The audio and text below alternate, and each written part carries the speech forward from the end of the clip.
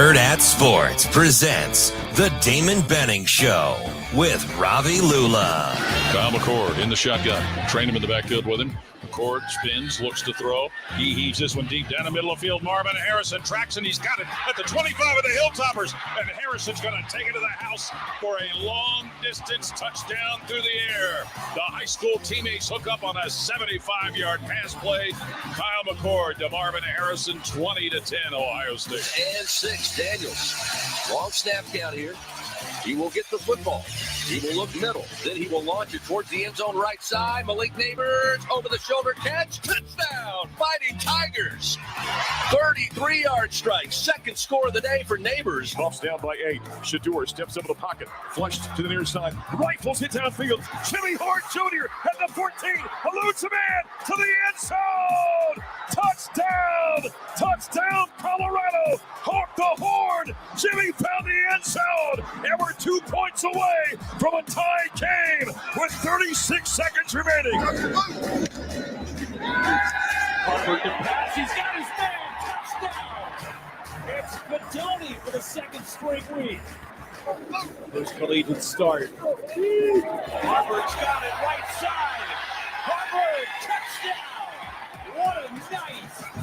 Yeah, we played a lot in the first half on our side of the field, and that was, their punter, I thought, did a great job, and Ed brought a punt rush the one time we didn't get there, but we got some, and so then the next one, down there backed up, which led to points.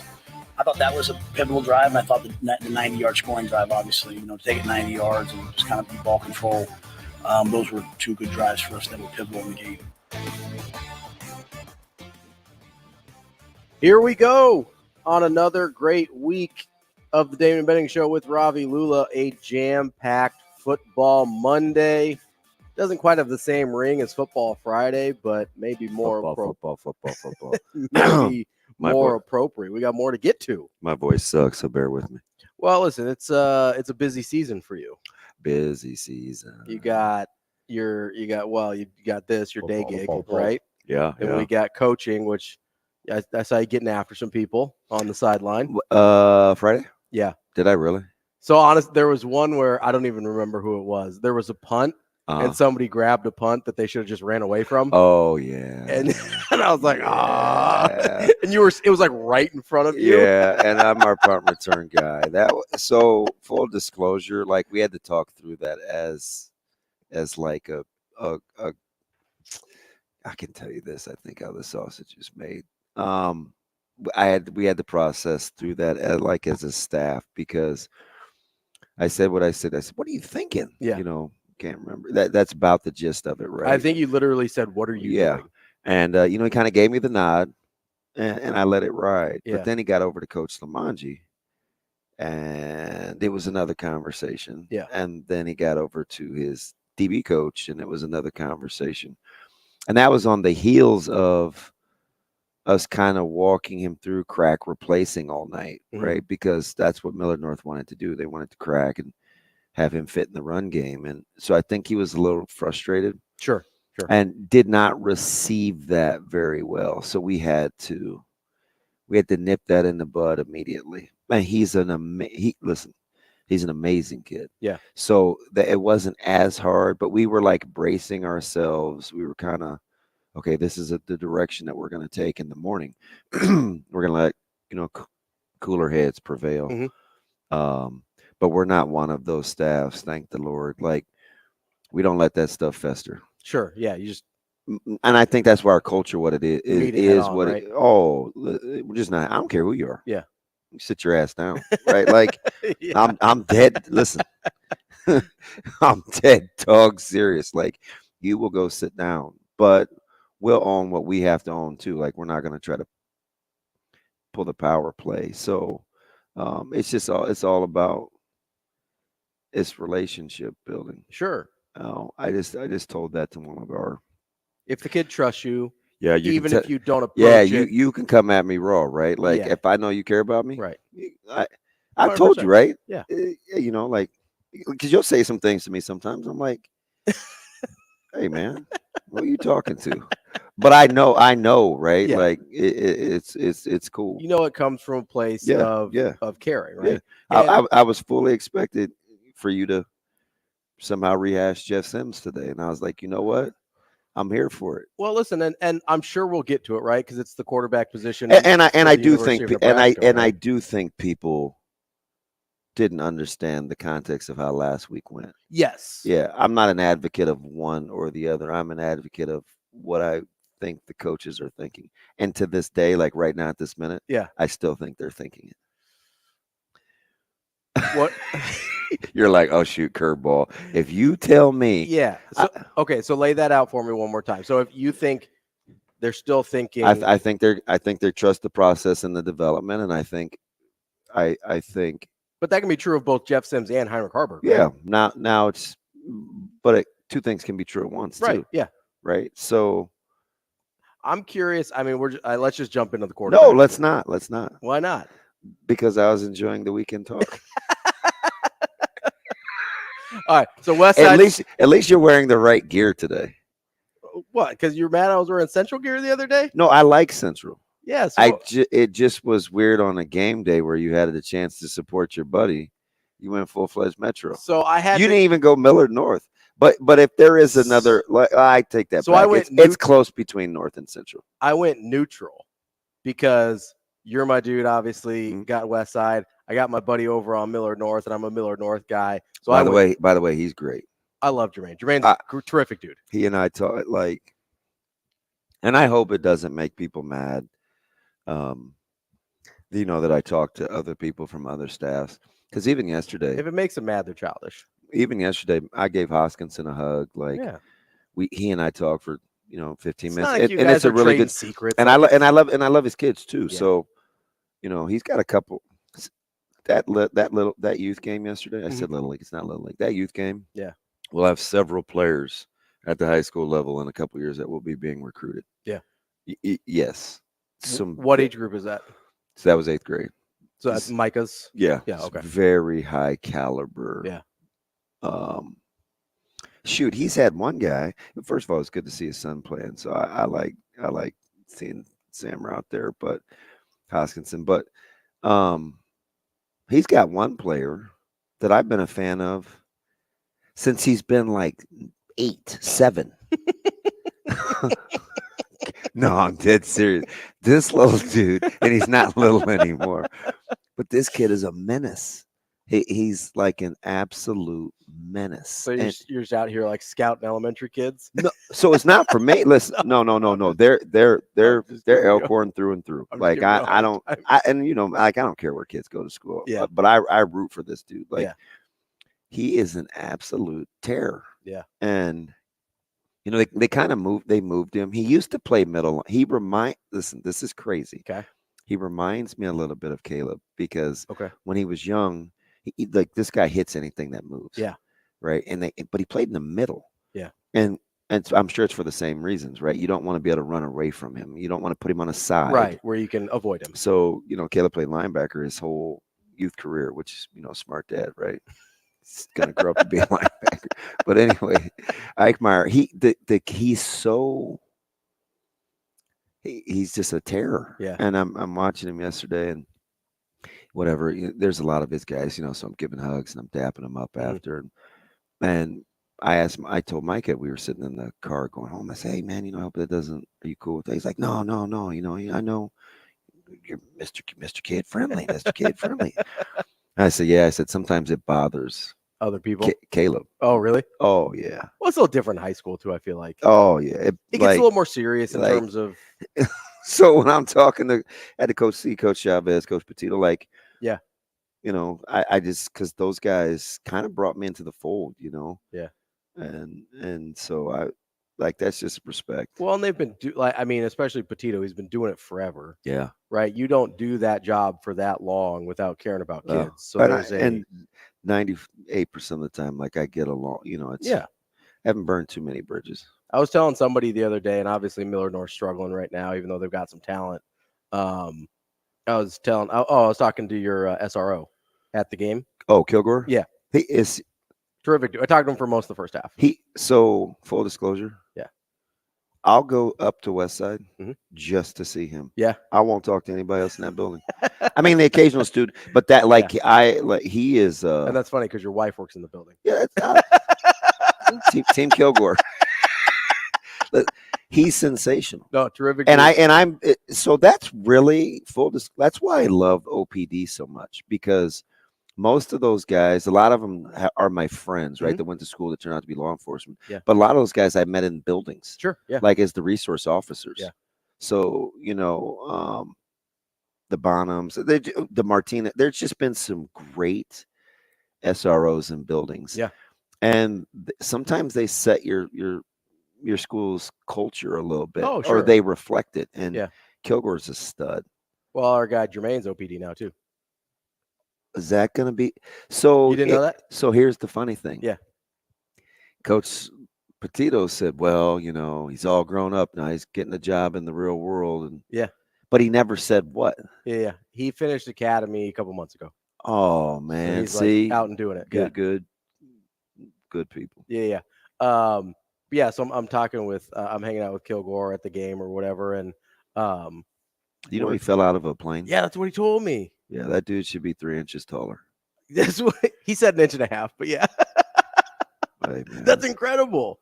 He's like, yeah, I probably should be dead. And I was like, yeah, no kidding. You fall off a plane. That's generally what happens. He's telling you. No, he was a good hang. But I'm unlike kids. Except Micah. Micah's cool. Micah can come hang out whenever. Oh shoot. No, it's funny. So Darcy was here from Dingman's on Friday for the breakfast blitz. Which Shane, you going to see her today? You get an oil change? I am getting an oil change. There but we go. No, I'm not. I'm gonna go where I got. Spit it out, man. I'm gonna go where I got the vehicle because it's a free one. So. Okay. Today, so. All right. So you're. Well, it's not like she's hanging out at the different locations anyway. So. So I'd probably miss her anyway. Yeah. Hey, how about her two princesses? Did you see those two? Boy, she got her hands full with those. So two. That's the funny part. So I go over and talk to her after the show, and she's like, "I'm sorry, I know you don't like kids." And like every time they say anything, I was like, "It's okay. Like as long as they're not mine, as long as I'm not like responsible for them, you know." I saw your boy Happer on Saturday, and I reminded him that he hates dogs. So it's like that's why you guys get along. No. Yeah. No. You guys are anti. Hating dogs is way worse than hating kids. Hating kids at least makes sense. Wow, tough. Hating dogs is totally illogical. Yeah, Kilgore is an absolute stud. Oh man. But yeah, so I meet up with Avery from Hurrdat at the game on Friday. Yeah. And we're kind of talking through some. Wait, the legend of Avery Howard grows, isn't it crazy? What do you mean? It was recognizable. So everybody's, yeah, they're just like, oh man, and where'd you find her? And how'd you find her? I was hearing it in Lincoln. I was hearing it on West Side, and I was like, as long as you folks are being professional, I'm cool. It's like, well, we found her down the street. She was playing soccer at Omaha. Just hanging out. No, but so we're there and we're talking kind of about Miller North, and I'm like, I can't remember if I was telling her or Kilgore. I was like, yeah, Coach Petito's the only coach that school has ever had. And he's like, what do you mean? And I go, he opened Miller North. Yeah. He is the only football coach that place has ever had. And obviously, I mean, being a Miller North guy, I would like to see it go a little bit better for him than it is right now. But like people can't even wrap their minds around it. It's over 40 years ago. Yeah, 44, I think. 43. 43. I think the school opened in 80. Yeah. So 43 years. I think the first graduating class was like 82. Even I can do that math. How you like them apples? I think I like apples. That was on this weekend too. Good Will Hunting? Yeah. Terrific movie. Yeah, I don't think I could sit through it again. It was fantastic. But of course, I saw almost the same part that I saw last Tuesday when I told you that Will made fun of Robin Harris's painting in his office. Robin Williams. What'd I say? I said Robert Harris. That's not a person. Cat Williams? Not Cat Williams. Robin Harris, the comedian, RP. I don't know. Baby's kids. Can't hang, huh? Small world.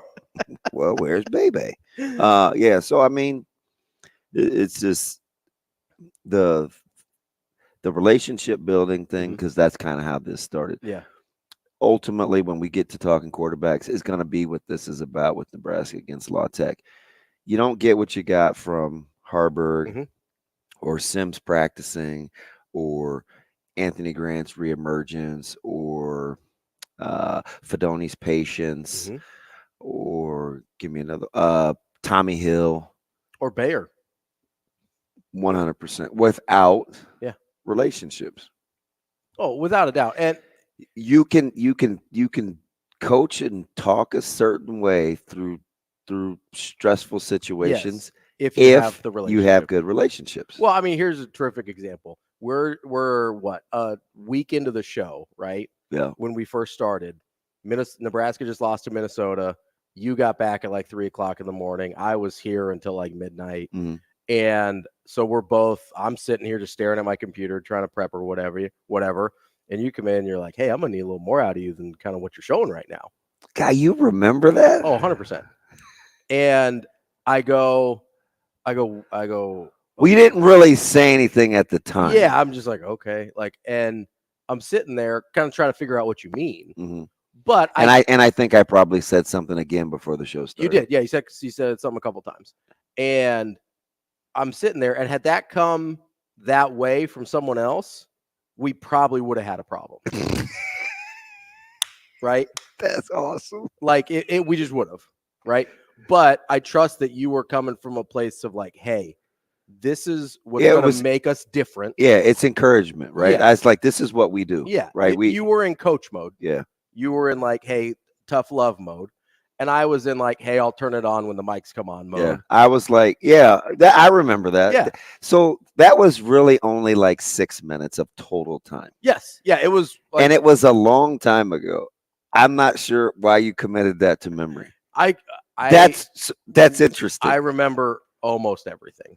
That's interesting. Because all I really wanted. You just wanted a little energy. Yep. It was total coach mode. Yeah. I'm like, hey, listen, our daubers are down. And then I asked. People are piling on. Yeah. I think like there's a lot of misconceptions out there. I was like, this is what's going to make our show different. Mm-hmm. Like we got to think clearly. We got to cut through the nonsense. Yeah. Right. Like, yeah. Let's not just, waste time. And listen, yeah. and full disclosure, like I'm, I'm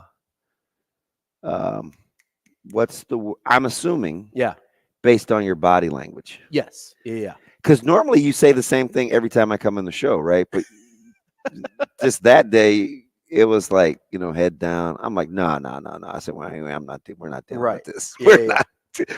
We are not going to have this, right? Absolutely, like, we're going to be different. So and it's my personality, so I apologize. No, you're all good. But my glass stays half full. Like I called a timeout yesterday. I asked our head coach, I said, hey, can I get a timeout? Mm-hmm. We're like 4 minutes into the game. Okay. The worst start ever. Yeah. 2 long plays called back. We lost our starting quarterback. We gave up a touchdown. We gave him the ball inside the 5. We gave up a touchdown off a bobbled snap. It was like a 50-50 ball in the back of bad start, intense game. I said, hey, can I just use a timeout? He's like, sure. It's like, thank you. Called timeout, brought everybody in, and said a few words. I'm like, hey, listen, just calm down, right? This good starts, bad starts, whatever. Just control the things that you can control. Mm-hmm. Yeah. I said, this gives you an opportunity to be different, right? And I remember one of our assistant coaches were like, did you just use a timeout down 6? 4 minutes into the game. It might have not even been 4 minutes. Yeah. It was maybe less. And I go, yeah. I said, hopefully that won't come back to bite me. But I just think we needed to chill out a little bit. Because it was, it was all over the place, man. Yeah. But that's just the coach thing in me. Yeah. And I know it drives people crazy. I just was talking to a guy that's being recruited. And I didn't look at it as like a coach talking to a player or an adult talking to a kid. Person, it was just like I basically told him what I would tell anyone if they had to attack life. Mm-hmm. Right? Like, because that's going to come up a lot over these next couple of weeks. For sure. With this next recruiting cycle and people are going to make decisions and all of a sudden these schools are all on the gas pedal. And there's a lot going on behind the scenes with recruiting. And so And it works the other way too, right? Sometimes guys that are committed, they need to step their game up too. Yeah, sometimes it cools off a little bit. Listen, I'm going to say this once and I'm going to move on. Until you sign on the dotted line, anything can happen. Yeah. Until you sign on the dotted line, anything can happen. That's for guys that haven't committed. That's for guys that are committed. Right now, it's all just a verbal. Yeah. It's hear my heart. It's all just a verbal. It's like dating versus being married, right? Yeah. Till you sign that. Although divorce rate would tell you something different, but Well, so would transfer rates. I mean, am I wrong? I'm done. Transfer portal is the divorce of college football, right? Yeah, it's amazing how some people have made that work. It was a heck of a weekend in college football. It really has been. Before we get into that, though, we'll get into more Nebraska. I do want to pick your Should brain. I tweet the lineup out? Because I'm late. I am too. I'm working. I retweeted Hurrdat Sports. Make sure you follow them. If as well. you don't get it right, there's not a snowball's chance in heck I am. Like, I totally need somebody to be like, hey, DB. Hey, get the lineup out. What are we doing? Well, we're going to talk with Sam McEwen at 8 o'clock as we do every Monday. I saw Sam this weekend. I didn't get a chance to talk to him, but I saw him. Well, it's because we're going to talk to him today. It's all good. And then we're going to talk to our guy, Russell Baxter, for Pro Football Guru, a little bit of NFL. Before we do that, we're going to talk to our guy, Brett, here on the Warhorse Sportsbook Hotline. Wants to talk about Heinrich Haarberg. I wonder, I mean, that's a big deal this week. Yeah, I'm sure we'll be talking quarterbacks. Brett, what do you got for us? Brett, you there, bud? Hey, yeah, hey. So you guys are talking about relationships with Haarberg, and I think this game really proved that, like, the culture is setting in, right? Like, Haarberg might be a great Nebraska quarterback, but his ability to come in, compete, be mentally tough, and then see Jeff Sims and Chuba Purdy handle him the way they did on the sidelines was more, to me, indicative of his success than his skill. Now, on the flip side, did you guys watch Colorado game? Absolutely. Sure At all? Yeah. So full disclosure, I'm going 1 mile an hour on Highway 6 because police wouldn't let me on 80. I have that on my phone pumping through my Bluetooth. So maybe I'm just 2 mile an hour.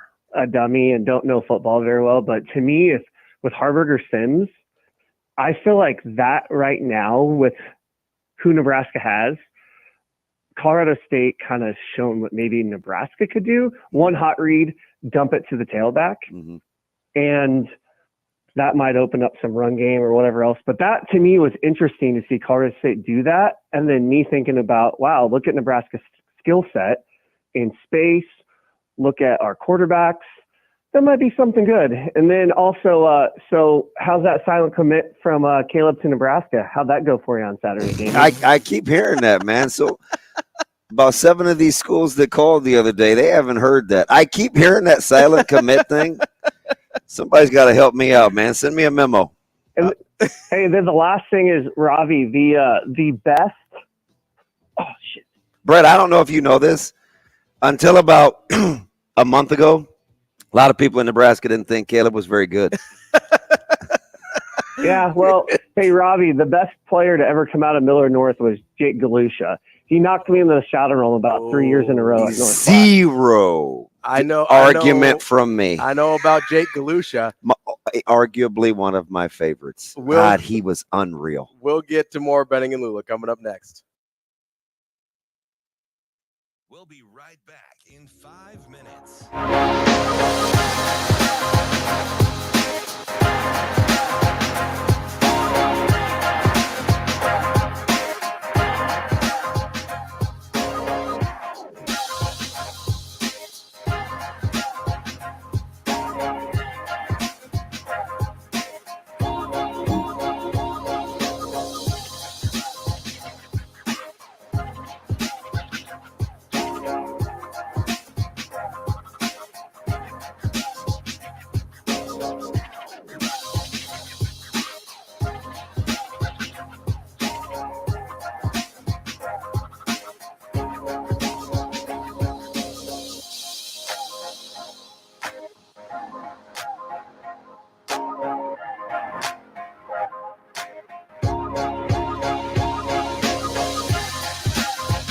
We'll be right back in 4 minutes.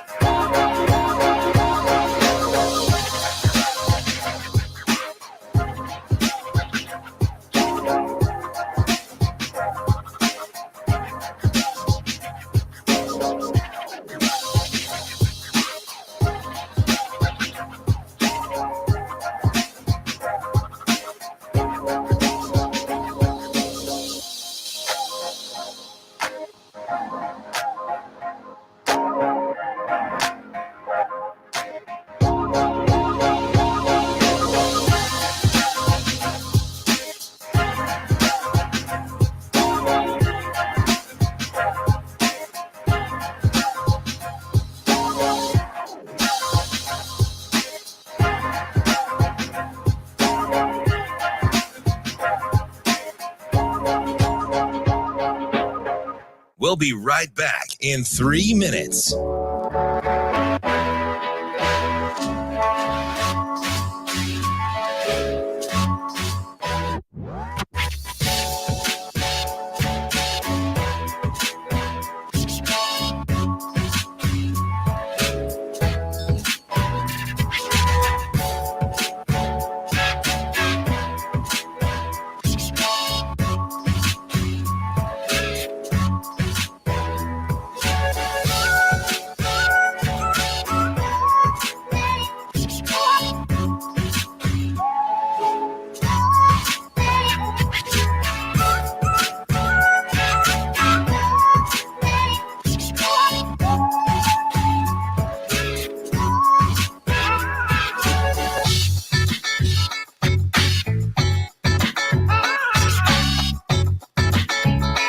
We'll be right back in 2 minutes.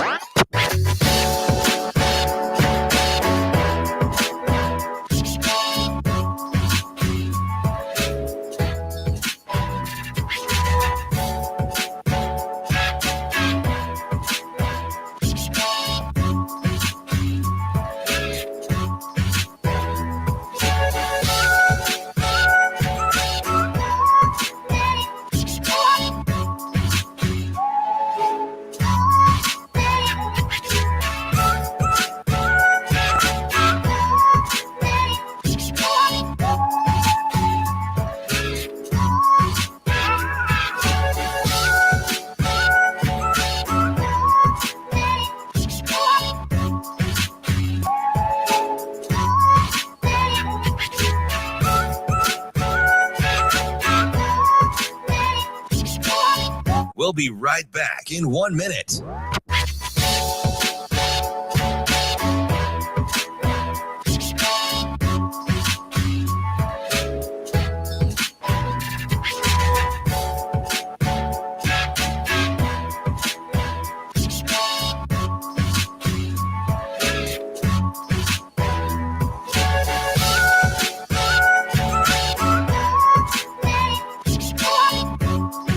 We'll be right back in 30 seconds.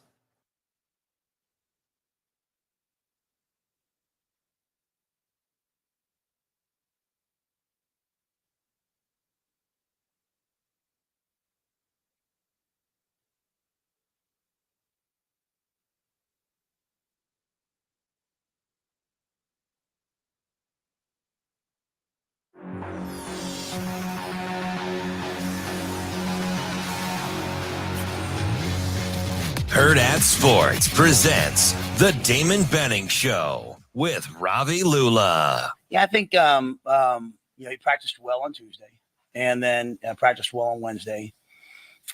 Jeff really worked his tail off to come back and be ready to go, and showed an unbelievable team by being willing to practice on Friday. Was willing to go out there and be the third team quarterback, emergency quarterback. But I just think after we got done with Wednesday, we knew that it would be Heinrich just because he was practicing pretty well.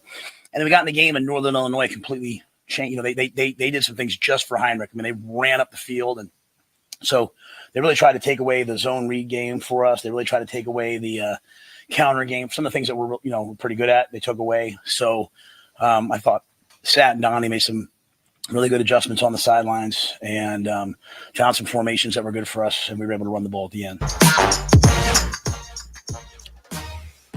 Well, I think Shane was telling us where we need to go in this next segment with Nebraska and the quarterback position. This is the Damon Benning Show with Ravi Lulla.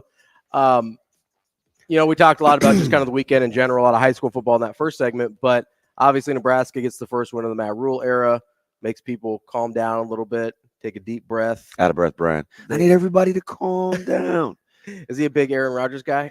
No, he had one of the great. He had this was some years ago, man. I don't even, was it probably 17, 18 maybe, Shane? Yeah, it's been a minute. And out of breath, Brian was just like, I need everybody to calm down. It was the way he said it. Yeah. And I can't remember what we were having a meltdown over at that time as a fan base, but it was something. 2018 would have been Frost starting 0-6, maybe? It was somewhere around there. I don't know. Maybe. It was a long time ago. That was about the time we had a guy break himself a phone call from the bathroom. He said, I'm in the bathroom right now. I'm at work. I was like, wow, commitment. But I think Coach Rule told you everything you needed to know about who they are in probably that one soundbite. Do you know why? What's that? Because we didn't practice against an odd front, so we had to scrap our game plan. We didn't hear. We panicked. We didn't hear any blame. We saw credit. And I preface that by saying I'm the last guy so far in this local media. I don't unnecessarily pile on. And when I do tell you the positive things that Frost and that last regime did, like I'm not one of those guys that I'm going to say this needs that pound of flesh. But I do like in situations like this, it's important to double down on what your culture is. So you heard two things: accountability and praise. Yeah. This went on.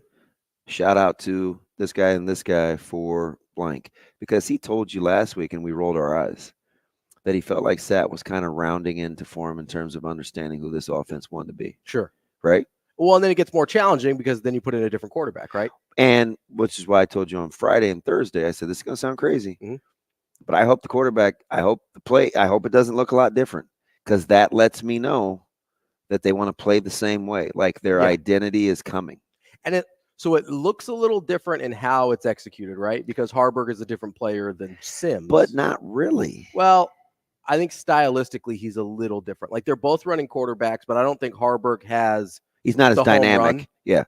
Harburg's not going to hit the home runs with his legs the way Sims can, right? Sims can crease you and go. And Sims is a better passer too, right? So that's sidearms. You're not going to make a living with some of that stuff that they were doing on Saturday night. So just focus on not necessarily the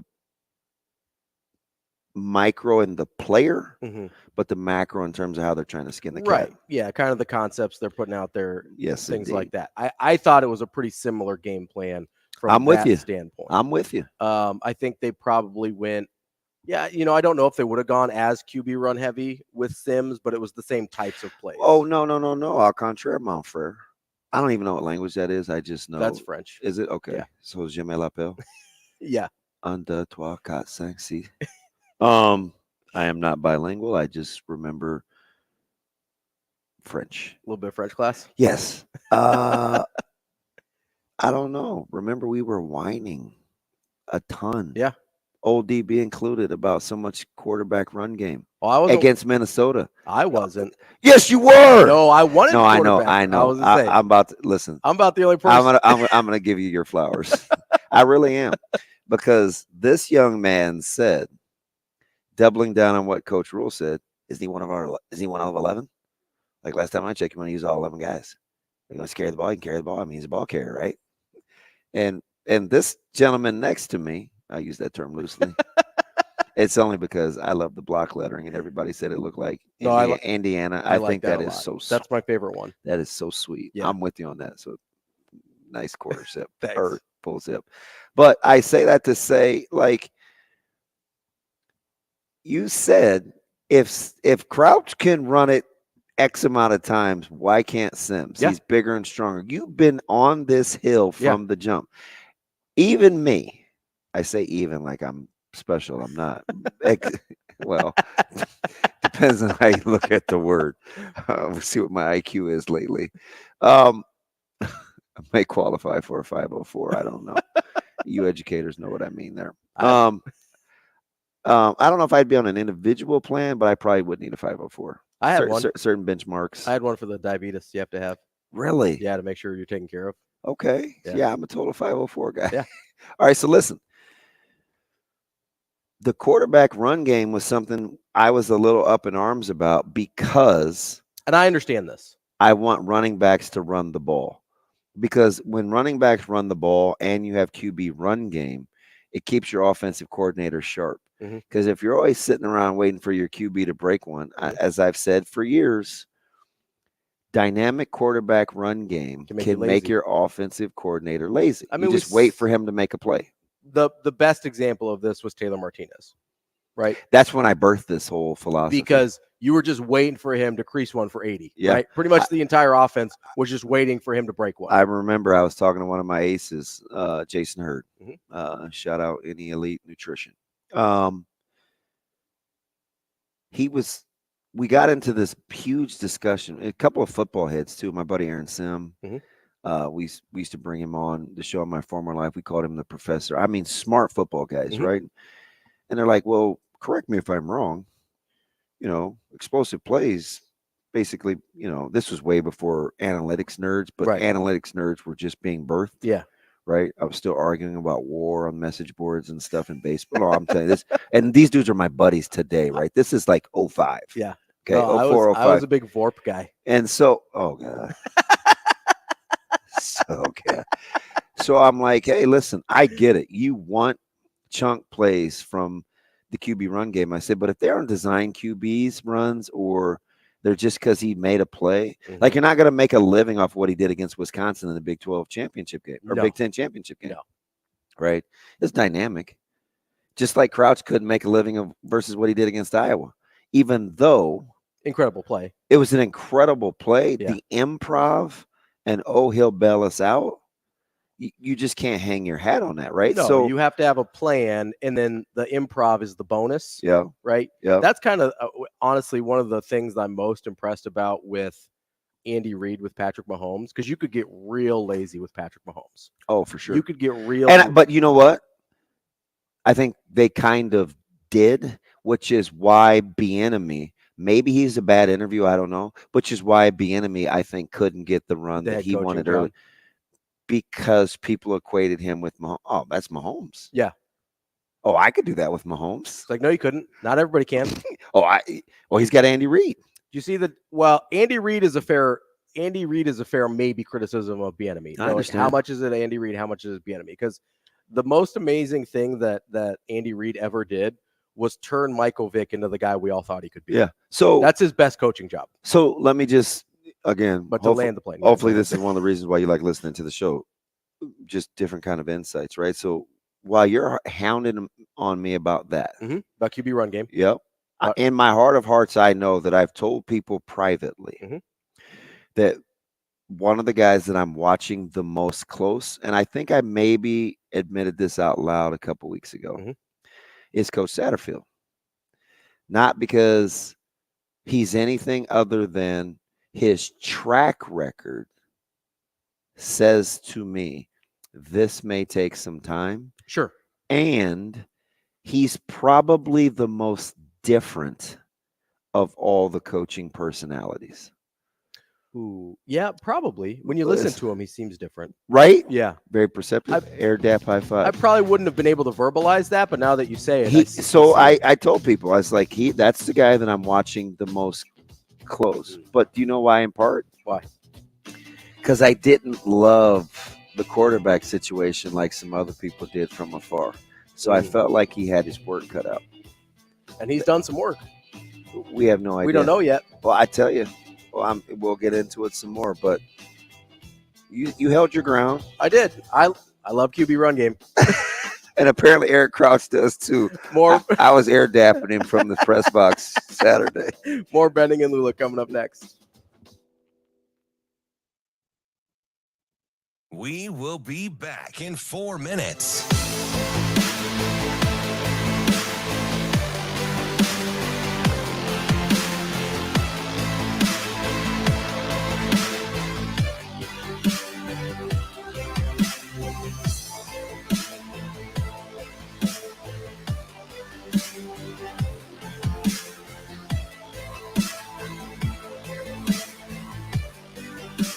that's the culture we want to have. Putting games away and win games. So a lot of things obviously in between.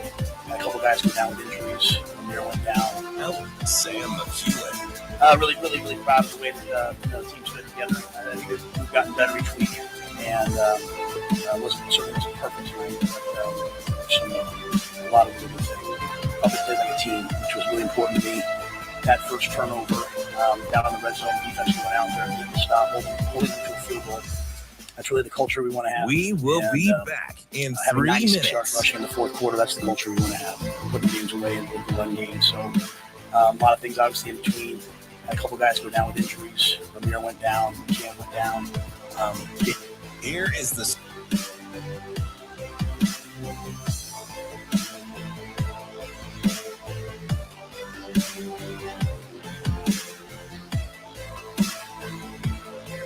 Looking at the middle.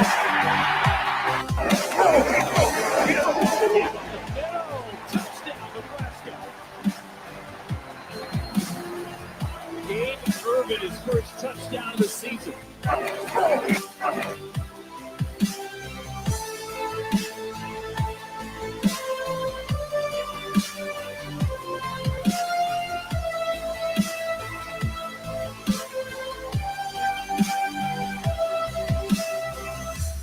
We will be back in 2 minutes.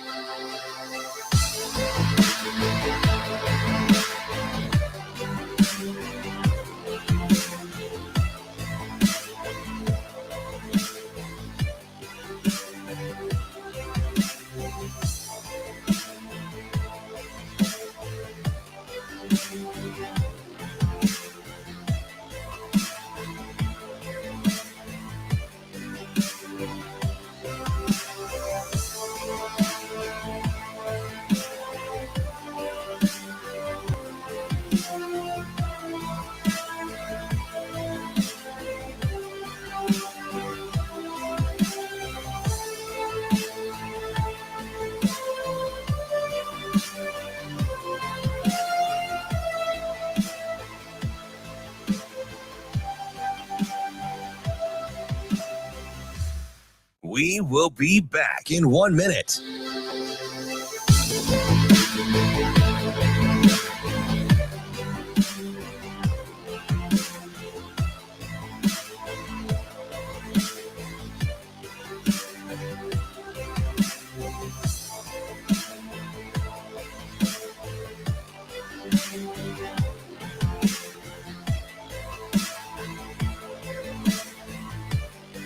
We will be back in 30 seconds.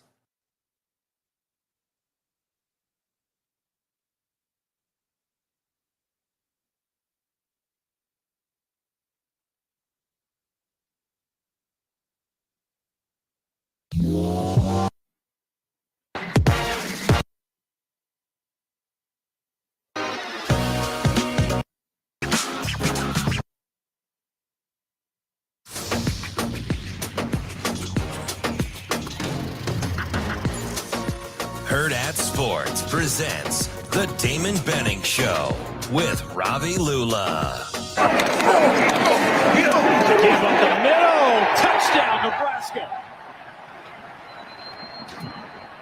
Gabe Irvin, his first touchdown of the season.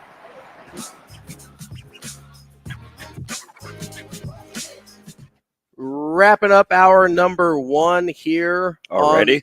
I know, man, time's flying by here on the Damon Benning Show with Ravi Lulla. You can join us on the Warhorse Sportsbook hotline, 888-638-4876.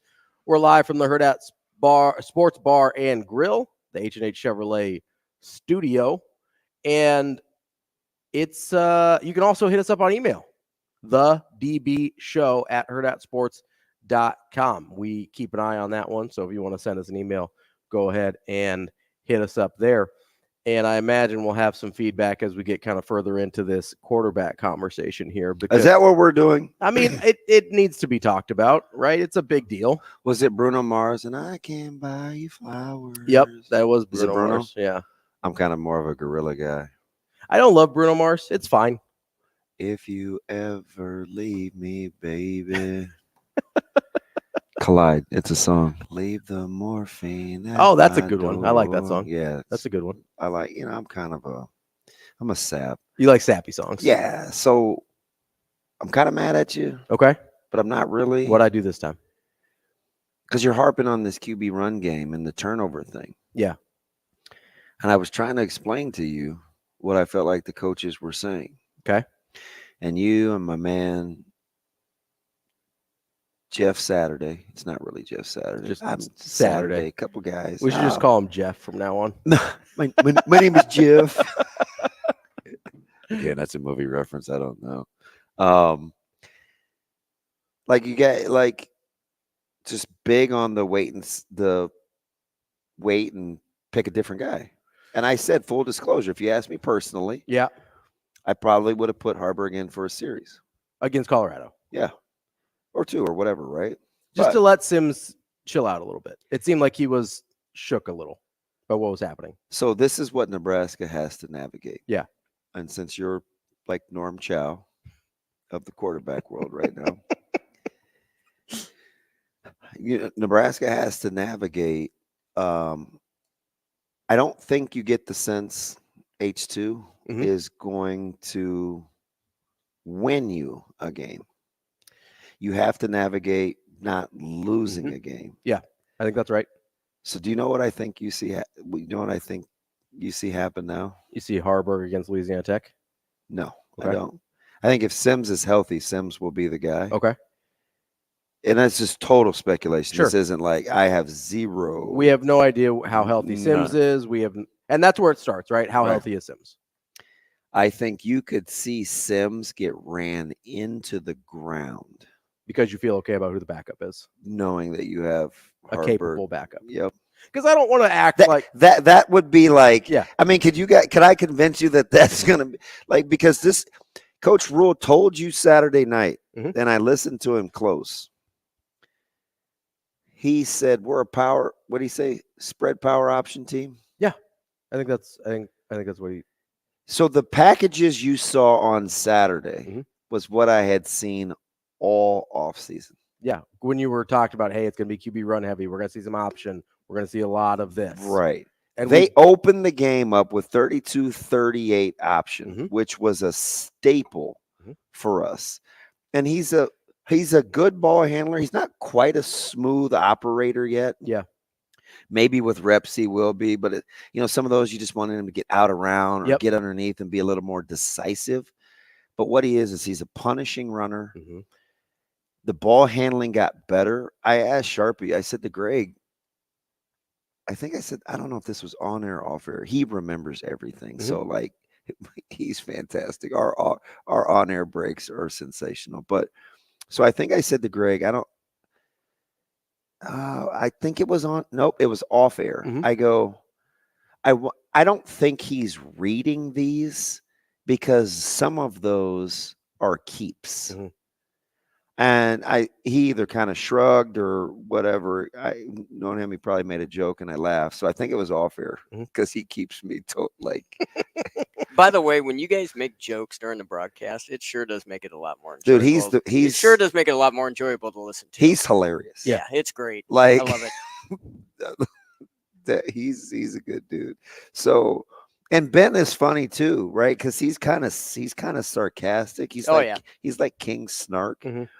And sometimes I wish I could be like that. So I just laugh, right? But so I wasn't sure. But then to hear Coach Rule say, hey, listen, the 4-by, it was kind of football jargony. I wrote down exactly what Coach Rule said because, of course, I'm a weirdo.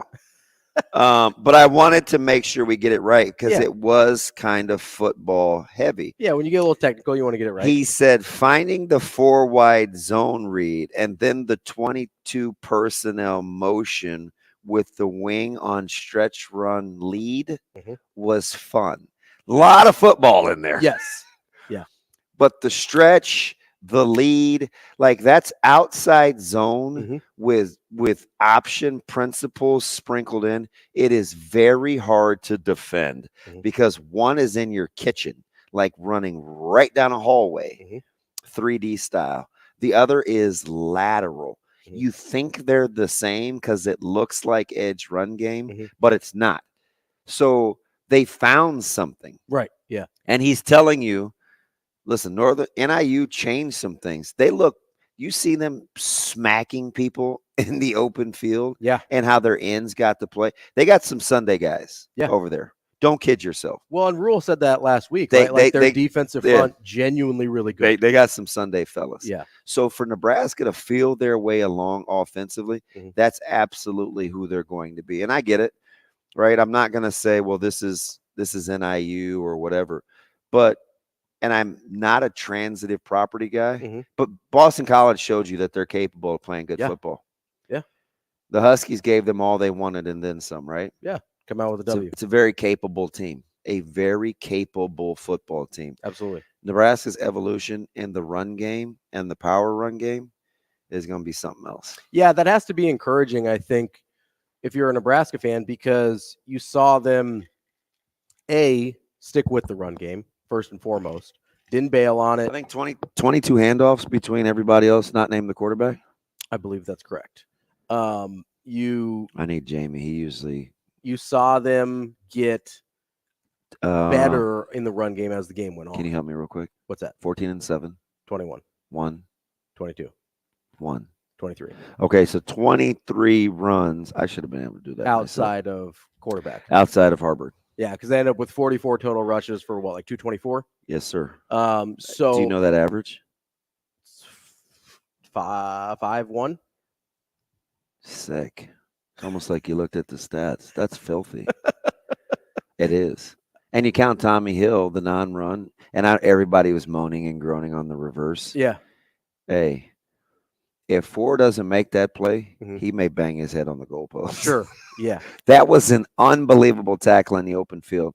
So, of course, you don't love the play call, but when it works, it's like, oh, my gosh, that was – they probably, I'm sure they saw something where they say, hey, if he can make one guy miss, then it's a house call. Oh, yeah. Right? And he didn't make the guy miss, and so it looks like a terrible play call. Yeah. But, it's like, we had this big thing against Minnesota with the RPO. Rasheen Thomas is a flat-out stud. Number 4 for NIU. Yeah. It's a real dude. He doesn't make that play, I'm telling you, he'll may still be running. Right? And so that's, I try – really hard to be cognizant of those types of things when I criticize play calling and stuff like that. I think I tweeted out at one point, Nebraska had run the ball successfully a couple times. It's 3rd and 3, and then they do a little play action pass. I was like, I don't love that. Are you a good in-game follower, or would you distract me? I usually don't catch up with you until after. Yeah. But I know who I probably should pay attention to and not, because I know if I'm like, you'll have some strong opinions. And so I don't know if I'm like, can I let that ride? In the moment, you might get annoyed with me. Is that okay? Yeah, I don't really. Fair. I don't know. I don't, because I think some of the stuff I say is insightful, but I also get a little emotional sometimes. Okay. I'm not like our guy. That's fair. I'm not like our guy Jack and Lincoln or anything like that, who like is just tweeting with his heart on his sleeve a little bit. Oh, Mitchell? Yeah, Jack Mitchell. Dude, he's hilarious. No, but I'm not like that emotional. But I get frustrated, so I'll kind of tweet that. Have we decided if that's a bit, or is that just? No, I think that's who he is. Yeah, I got to hang out with you. I don't know him super well, but I think it's real. Okay. Like, he's not always like that, but in games, he genuinely feels that way. I think he's hilarious. Yeah. And I'm kind of the same way. Like, most of the time, I'm pretty rational. And then sometimes during games, I get a little up in my feels a little bit. So I don't know if you would love me during games. I generally am not. You'd probably like me more during Nebraska games than you do during Creighton games, to be fair. Yeah. It's because I know you get a little. Well, I do remember, like, one time you were like, hey, if you at me and say something dumb, you're going to get blocked. And I was like, Ravi, don't do that. Do you know all the crazy things I have to listen to people say? I know. I was in a bad mood that day. Were you? Yeah. At least you're honest. So with the QB run game. Yeah. So there's a couple things. And I don't know if we get into it with Sam or we get to it after, but I think Nebraska answered a ton of questions, and we've had almost an hour's worth of show, and we haven't even talked about the defense. Right. And I'm to the point now. This is what I expect.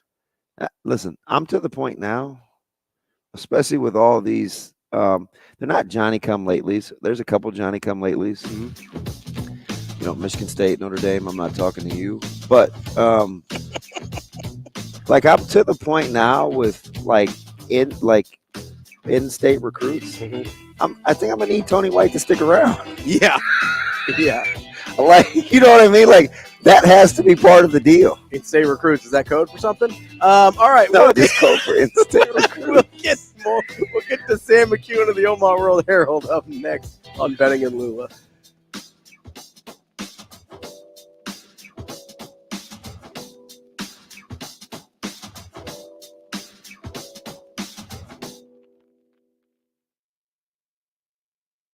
We will be back in 4 minutes.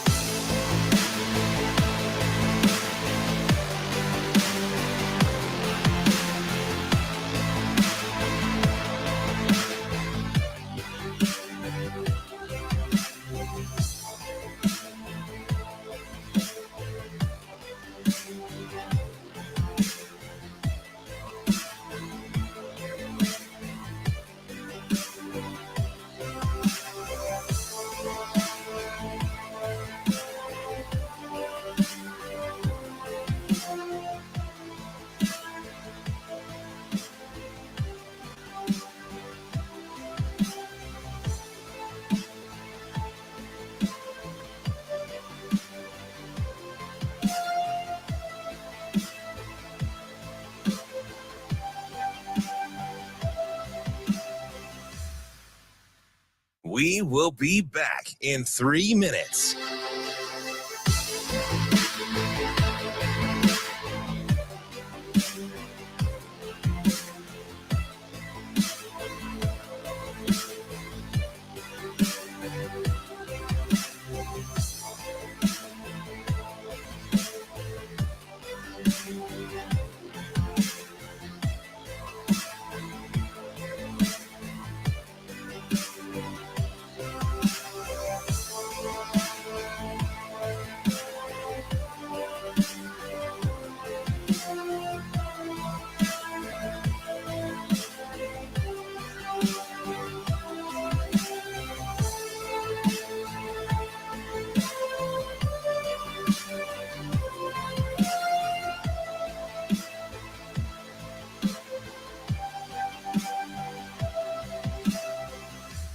We will be back in 2 minutes.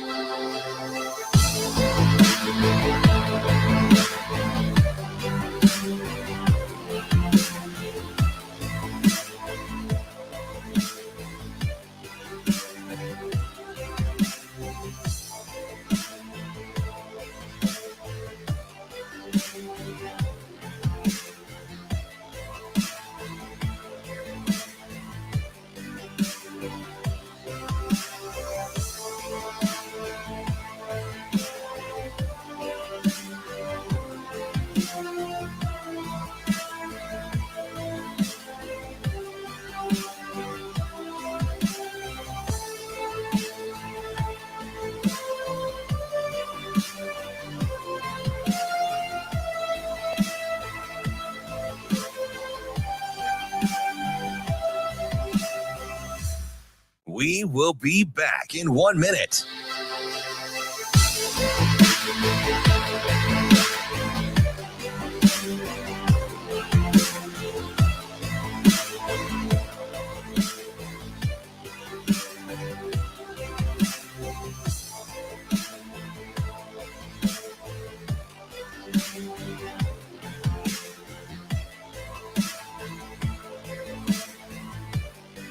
We will be back in 30 seconds.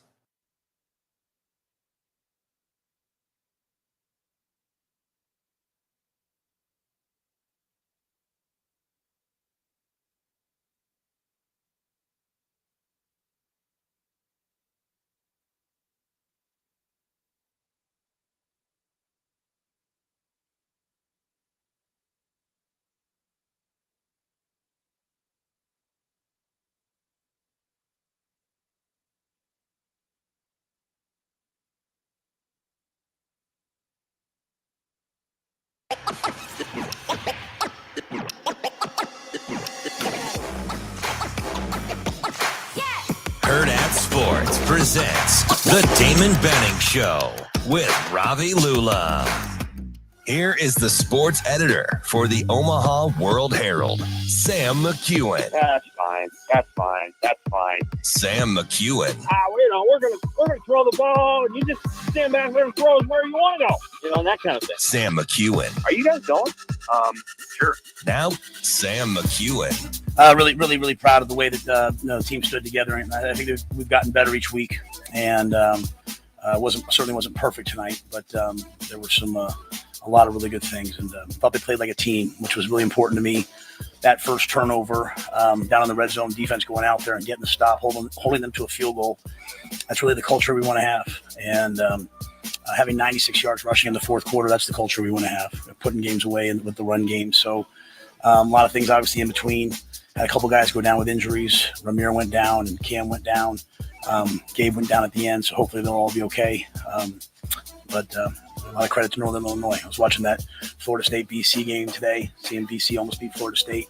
After seeing these guys beat BC, it would be a battle, and I thought our guys hung in there and did a good job. Sam McEwen from the Omaha World-Herald leads us off on hour number 2 of the Damon Benning Show with Ravi Lulla. Sam, how are you this morning? I'm good. How are you? We Hi, Sam. are doing just fine. Sam, let's just jump right into this because there's a lot going on after a win against Northern Illinois, first and foremost having to do with the quarterback position. As you look at all of the data available to us, right? Jeff Sims, 2 games against Power 5 opponents, Heinrich Harburg, 1 game against a Group of 5 team, although I think we all believe a fairly solid Group of 5 team. What's the most fair way to kind of compare these 2 guys and what we've seen from them so far this season? Oh man, I think one fair way to think about it is, who kept the ball out of harm's way, but I think you have to mitigate that with obviously the environments that Jeff Sims played in versus the environment that Harburg played in. Mm-hmm. One of those environments was a lot easier to play in than another. I think you can assess big plays. They both made big plays. I think they both did. Harburg had a nice throw to Marcus Washington. The 33-yard play didn't involve Harburg a ton. That was a great play call to Alex Bullock. But, Harburg got the ball out there. I thought did a nice job with that. Sims had his own big plays that he made that were his and deserves credit for. I think you get a sense of what teammates how they reacted, what they did. Did they respond to the backup? Seemed like they did, but only Coach Rule and his staff really know the answer to that question. Mm-hmm. It's one thing to see it on the field; it's another thing to see it in practice. Things like that. And I think you have to assess the health of the starter too. I mean, Sims isn't 100%, and you feel like you can go out and play and win a football game against Louisiana Tech with the backup. Then I think I'm not saying it's calling kicking the can down the road, but I think it's saying, hey, let's let the guy get back to 100%, and then we'll make an assessment going into a game that, in order to compete with and beat Michigan, you're gonna have to play really well, and you're gonna have to play really safe. So let's see what Harburg maybe does in another game. Maybe Nebraska wins it, but he turns it over 3 times. That kind of thing. Like let's assess what happens that way. Unless Sims is 100% this week, and then you may have a difficult decision to make. Sam, when I can hear it in your voice, and you're pretty smart. You've watched this a long time. I think you can understand positivity in the moment and giving flowers, but you understand you want to look at things long term too. Do you get the sense Nebraska thinks like you do, almost in your initial answer to Ravi, where there were some things there that were really good, but then it's ... but. Do you think Nebraska's staff wakes up this morning feeling the same way? I'm guessing that they had assessed that really well yesterday. I'm guessing that, I'm sure there's a thought process of where do we get better? They can't get caught up in what I suspect will be sort of the I got texts, I'm sure you guys did, emails of people like Heinrich Harburg's the guy. Like, this is the guy that we want to see next week. They won't get caught up in that. I mean, they have to make their own sort of objective. Objective is not quite the right word, but they have to be able to make a sober decision after they've seen the tape and after they see what he did or didn't do in the game, and think about, okay, what did we do to put him in good spots? What can we carry over to the next game?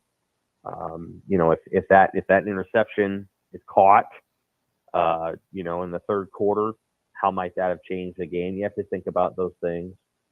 Those are all things that you chew on. They're not going to look ahead on Louisiana Tech. They just got to go win that game, and I think they're going to put all their energy toward that.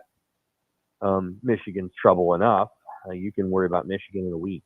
Michigan's not going to change. I think they can make all those assessments. We'll probably be somewhat honest today.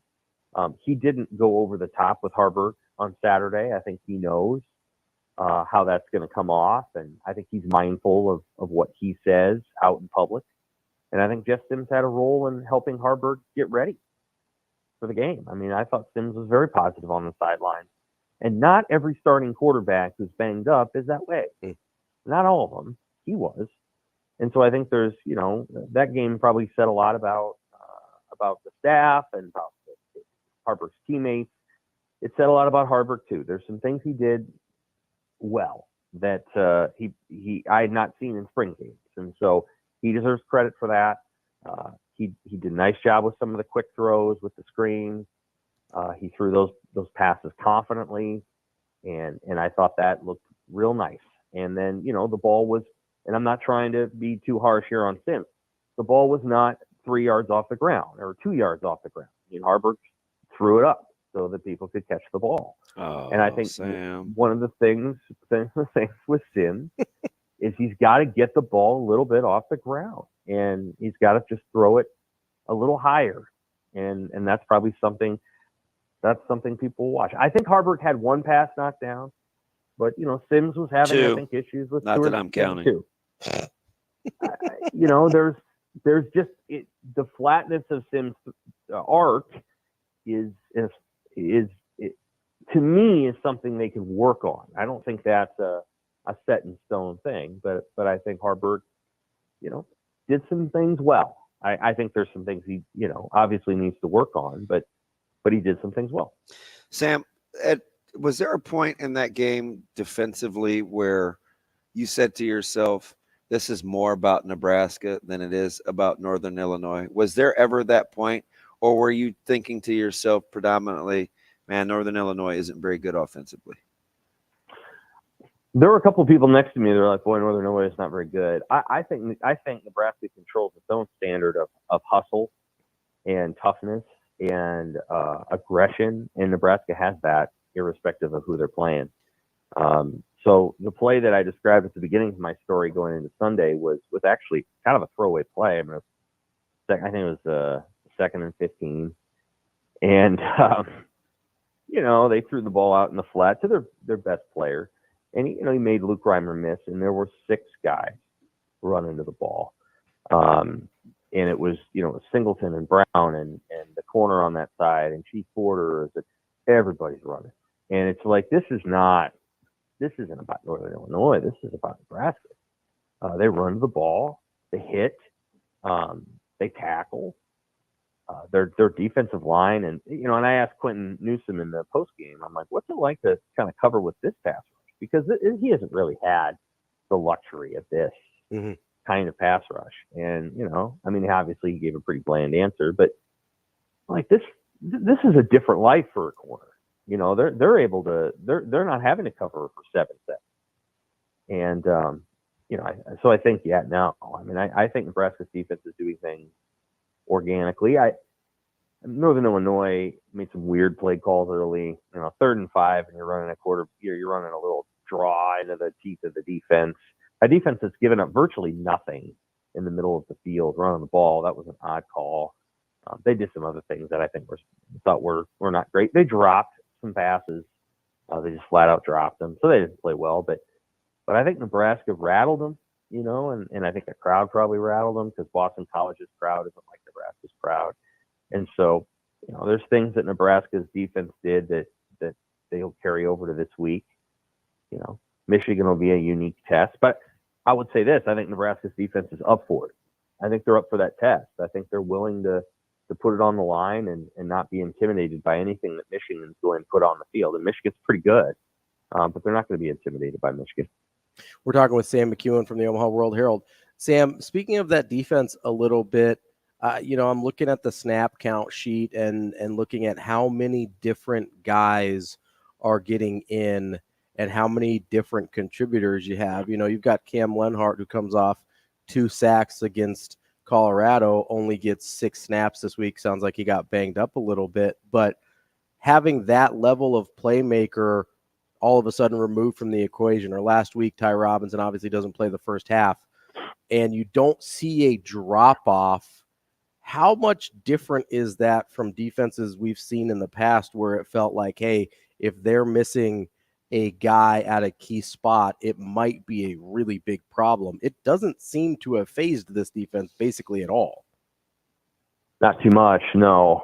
And Newsom's out on the field for pretty much every play. So that was pretty notable. Singleton's out there for everything, although he's a relatively new player. Gifford is, but they do a good job of rotating their defensive linemen around, getting guys on the field who can make plays. I think they've done a really nice job. There's no complaints. I think that they've coached really well at all 3 levels. I think they've got strong position coaches.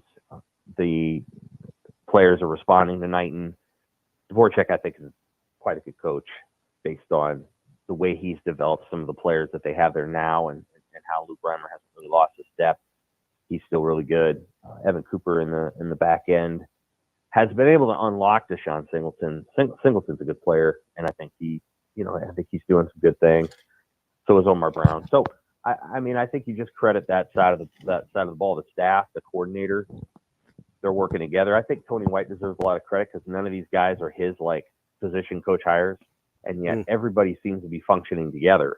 Well, he did get to bring a couple of his guys, though. He did, and they're in the box, I think. So schematically, they helped him. Sam, that is Sam, air high five from afar. I'm dead serious, Sam. I'm gonna tell you why. I always shoot you straight.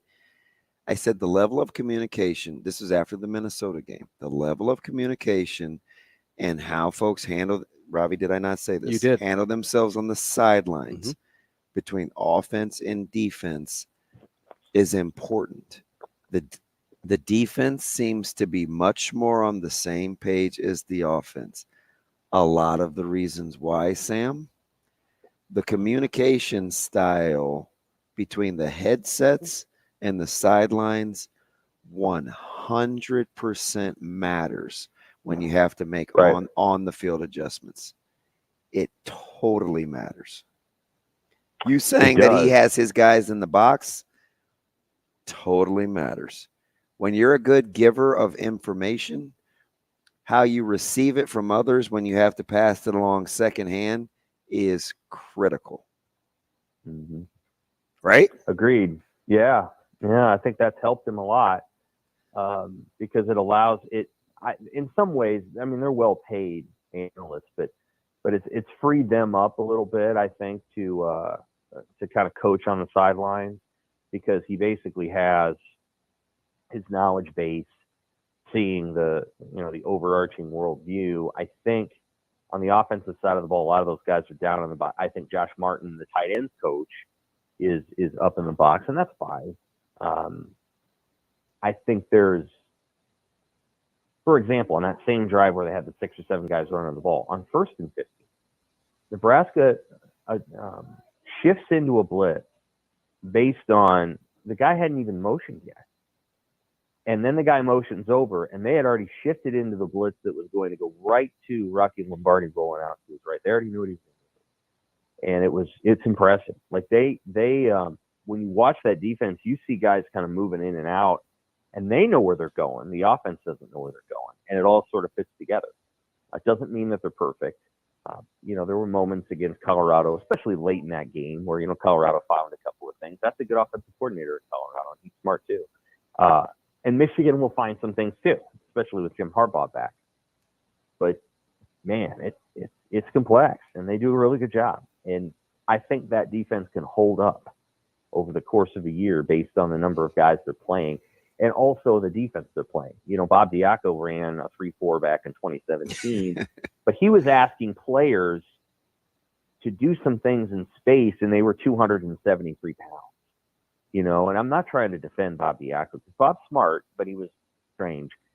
If Bob had some of the players that Nebraska has right now, he probably could have done a few more things that he didn't have the luxury of doing back then, because they had run a 4-3 and Frida Makamoladun and Alex Davis were defensive ends. Trying to ask those guys to play around in space was hard. It was challenging. Well, now Nebraska's got guys like M.J. Sherman and Javen Wright. These guys can play in space, and I think Tony White is doing a heck of a job. And through 3 games, doesn't mean it'll last, but he's certainly earning his money so far. Hey, Sam, let me ask you this: when you watch Nebraska offensively, and you look at Bonner and Borkacher and Thomas Fedoni and Washington and Kemp and those guys, can you assess what they mean to this football team independent of the quarterback, or do you think those things just naturally have to go together? That's a good question. I think, sure. I mean, I think you can assess, how they're playing. Well, you can assess how they're blocking. Absolutely. That plays a factor. You can assess, whether they're getting open, how they're adjusting their route. Those things matter.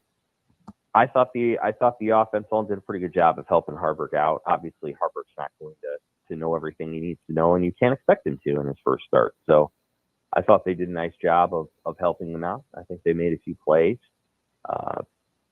Ongoing, obviously, Nebraska needs to continue to find ways to get more skilled talent on the field and so on and so forth. Ideally, Jeff Sims would be a really, really polished and not making any turnovers, and you could use Harburg as a weapon. But that's just not where they were at in the first 2 games. And so some of what Nebraska has to assess is, can we get Jeff Sims back to where we thought he was going to be? Can we get him back to that place? And then can we use Harburg as a side dish, as a player who you can put all over the field, or you can bring in as a runner or a thrower, bring him in as a change of pace player. That's something that I think they're probably going to have to assess. There's all these multiple levels of questions, right? So you have the moment right in front of you, which is Louisiana Tech. Man, it'd be good to get another win, because you're trying to think about, hey, how do we get this team to continue momentum before they play the number 2 or 3 team in the country? And then you're thinking about, what does this look like for the week after Louisiana Tech? Then you're looking at, what does this look like for the rest of the season? And then what does it look like in the out years? As you're imagining. So you have to imagine all those things kind of at once when you're a head coach. And even though you focus on the moment, there's always going to be a moment during the course of the week where you're looking at a Harburg and go like, could this be our guy for the next 2 or 3 years? Or, you're always assessing those things as you go along, because when you build a program, you're not just building the week, you're building the whole thing. And a quarterback is huge to that discussion. I'm a Bears fan, and I think one of the questions that the Bears have to consistently think about now after 2 weeks is, okay, how do we win the next week? Well, that's going to be hard. And then how can we move Justin Fields if we need to move him? And what are we going to, all right, we got to get our scouts out, and we're probably not going to get Caleb Williams unless we're the worst team in the NFL again. So we better go see Drake May, and we better go see this kid named Shedeur Sanders. We better go see if what this kid brings to the table is overwhelms the when he gets upset, he eye gouges a teammate or an opponent. Like, because you can't do that in the NFL like once. A quarterback doing that in the NFL to a defensive lineman is not going to go well for that quarterback. So you got to go out and you got to assess Shedeur Sanders now. Like, if you're the Bears, you have to have all those things in your mind all at once. And it's not quite that way in college, but Nebraska has to assess those things as it goes along too. Are the players around the quarterback good enough, and are they playing well enough to get a full assessment of what that quarterback's capable of? Sam, let me ask you something along the lines of kind of what we were just describing of the performances independent of the quarterback. Obviously, Fedoni had a couple of big plays in that one, some really good blocks. Do you understand why he may be frustrated or maybe shush the crowd? Because, gosh, I talk to you so much. I feel like you have an unfair advantage, right? You have a really, really, really good pulse of what goes on behind the scenes because you're close to it. And you know what some of the sentiment was about the hype and that it just being hype. I'd say, he hasn't played in 3 years and he pays attention to social media and what people say. And do you give a little grace there for him when he does? Because he clearly said, he intimated those that know in terms of who he was talking to. In that moment for a 20-year-old, do you understand those emotions bubbling over? Because I certainly do. Yeah, I do. I understand how he would feel a certain way. I mean, he hasn't been treated the greatest publicly. And I know if people say that that's the vocal minority, okay, but that's who he's hearing from. That's what makes them the vocal portion. Mm-hmm. Like I understand fully why he's upset. I understand. I certainly can place myself in those shoes emotionally. I think the majority of the people in Memorial Stadium are pretty thrilled that he's doing things on 100%. It's just hard, man. So, like that's a very mature perspective, right? Yeah. And so I think this is his first go round. I'm sure it's exhilarating and exciting what he's experiencing right now. I mean, he's got 2 of the team's 4 touchdown catches. That's pretty cool. And I'm sure, and the other thing that Fedoni's probably not going to say, but is going through is, I don't have Shedeur Sanders as my quarterback, and he wouldn't think of Shedeur Sanders because whatever, but he doesn't have this guy at Colorado who's their tight end, got about 30 catches, and he's pretty good. But I think part of what Nebraska needs to work through, and Fedoni was willing to come to Nebraska and go through all of these growing pains, is do they have guys that can throw the ball to their tight ends and their receivers? They're working through that. And Fedoni's been a Diamond Wolf Nebraska fan his whole life, and I'm sure he's thrilled that things are starting to go the right way. Over time, and this, if he continues to have success, I'm guessing that the frustrations will burn off and it won't be about, the 3 or 4 people out there who doubt him. It'll be about the people who believe in him. But that takes time. And I think, again, I always have expectations that young players are going to go through a range of emotions, good and bad. And that's what Fedoni, I think, is experiencing. Sam McEwen from the Omaha World-Herald. Sam, we appreciate it as always. We'll talk to you next week. Take care. All right. We got a lot to get to. Yeah, we got to dial in. There's some guts in here. We have a ton to get to, and we will do that coming up next on Benning and Lulla.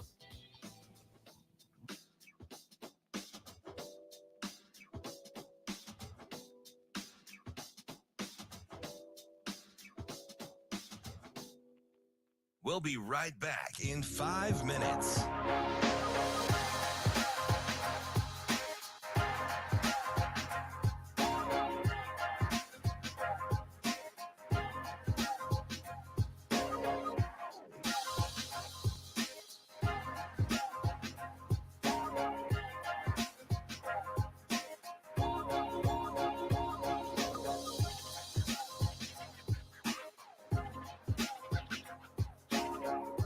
Snap back to Mahomes, rolls to his right side. Now throws it for Kelsey, wide open in the end zone. Touchdown! Kansas City, the 47th time that Patrick Mahomes has found Travis Kelsey in the sweet nectar of the end zone. That's an all-time Kansas City Chiefs record, quarterback to a pass catcher. 2nd down and 15 now at the 30. We'll be right back in 4 minutes.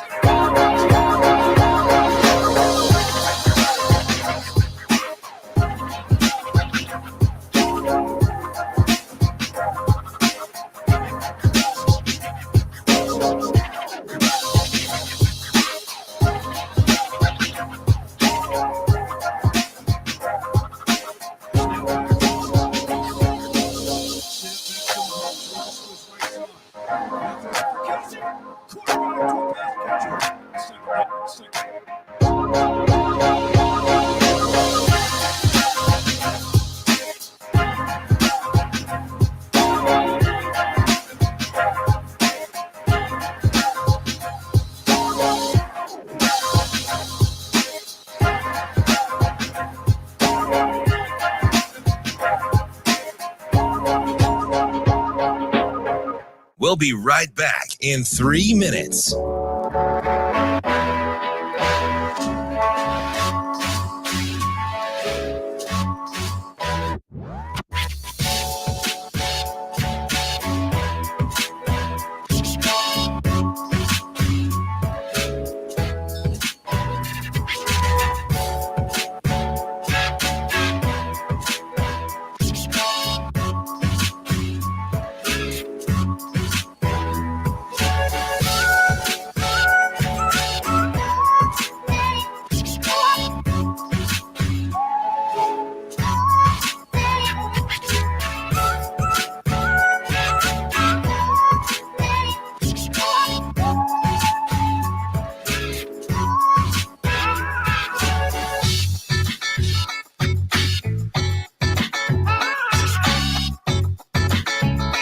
We'll be right back in 2 minutes.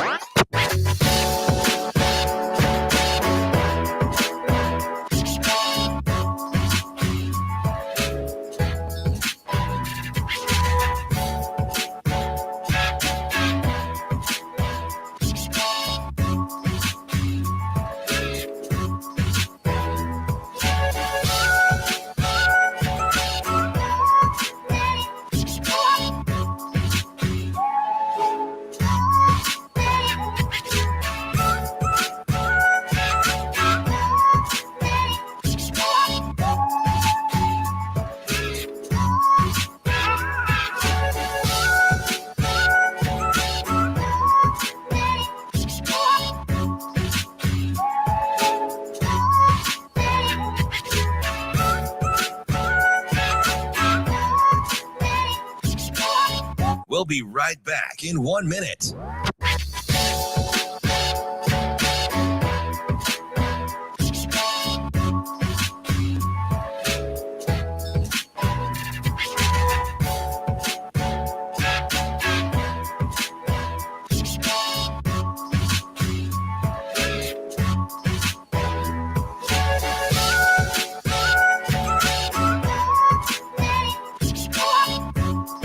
We'll be right back in 30 seconds.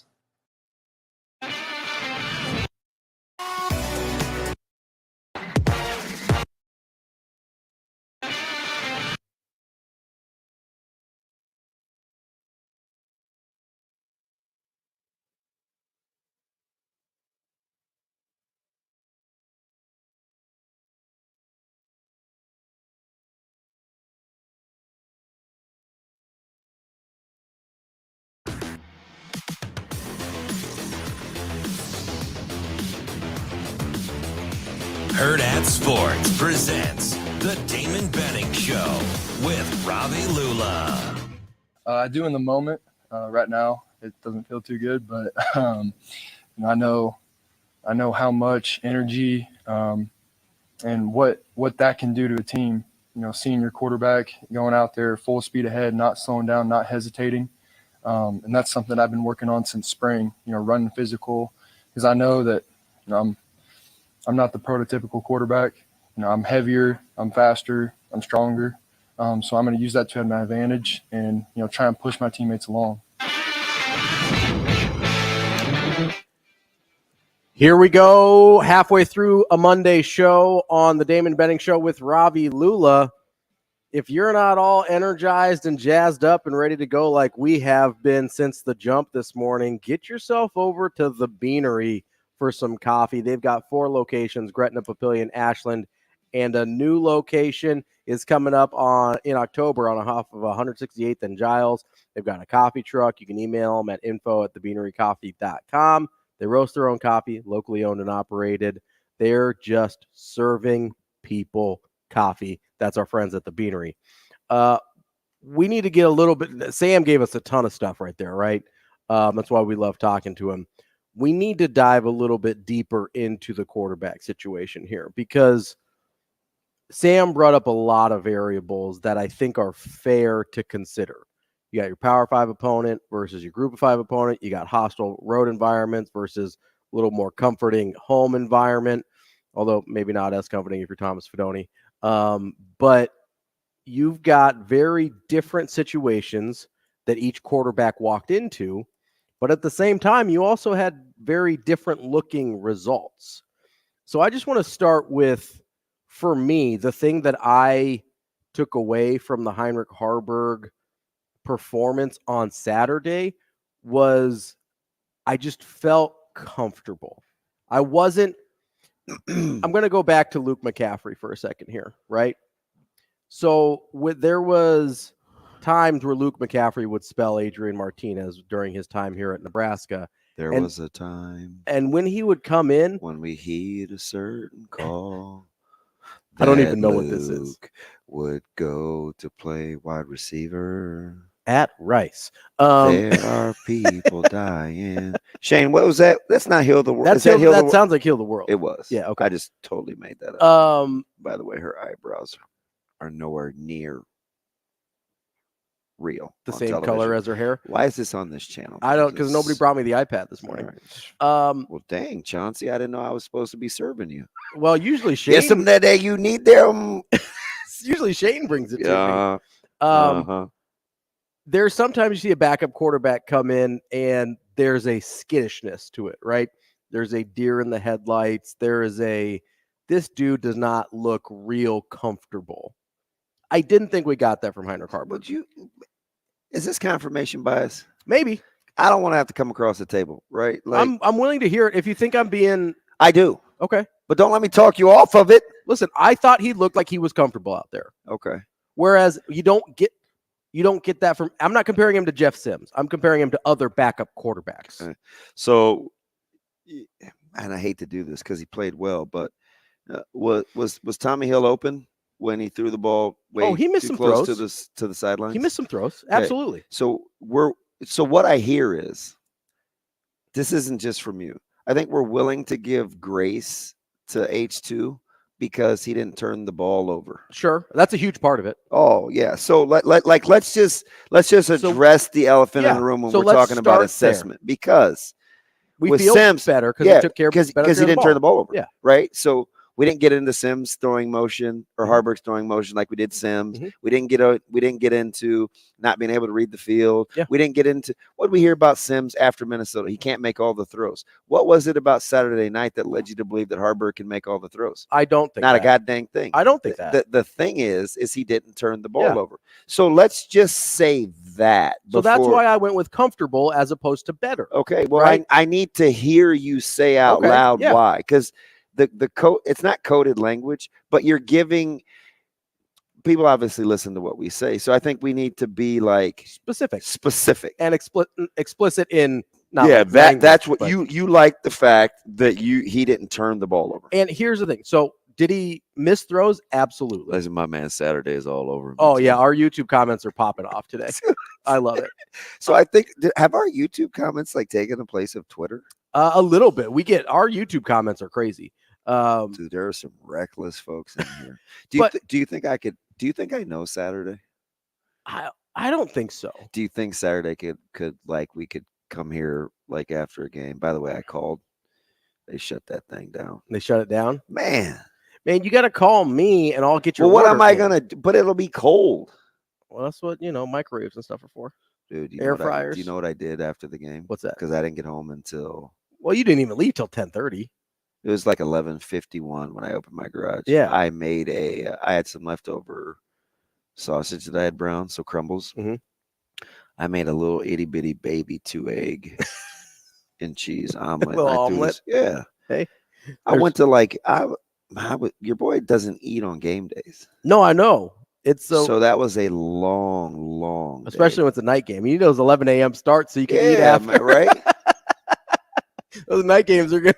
You're gonna lose 20 pounds on night games, man. I'm just not using the restroom in public, and it's hard during breaks. Like, I gotta go. Timing doesn't work well. This doesn't work. Yeah. Doesn't work. And obviously you've called way more games than I have, and basketball is different from football.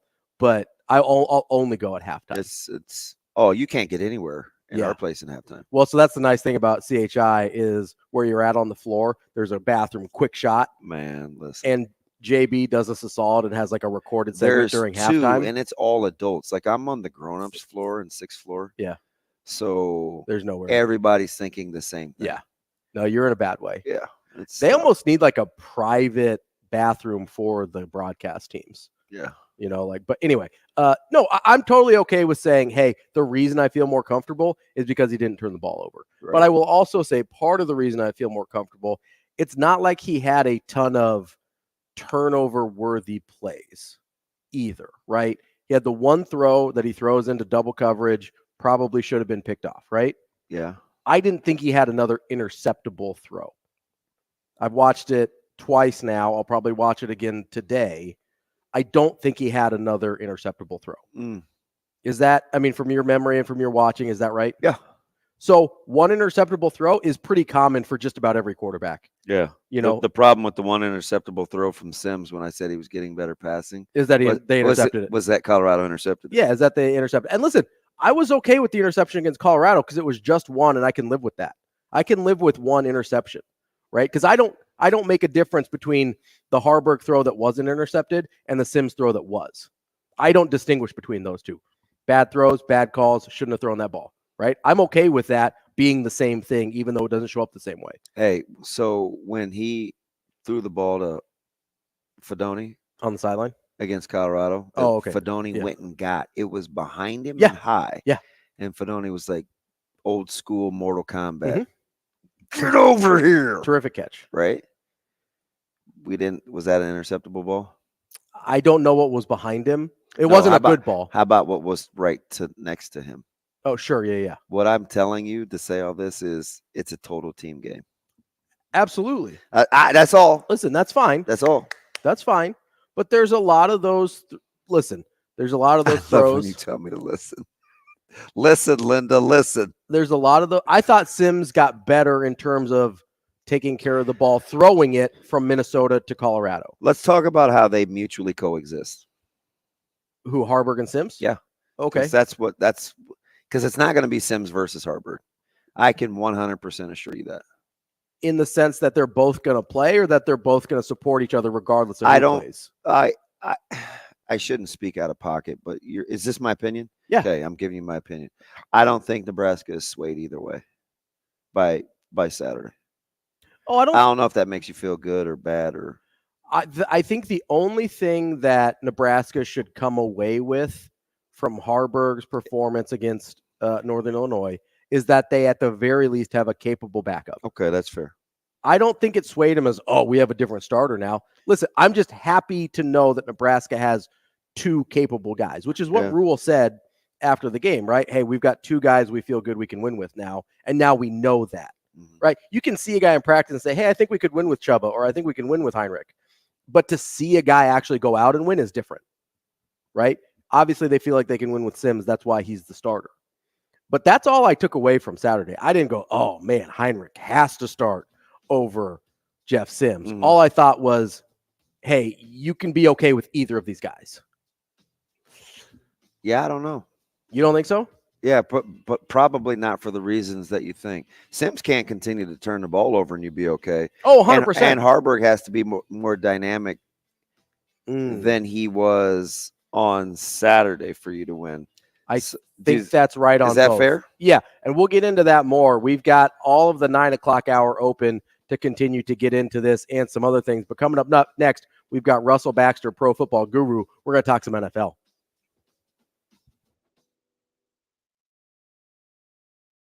The show will be back in 4 minutes.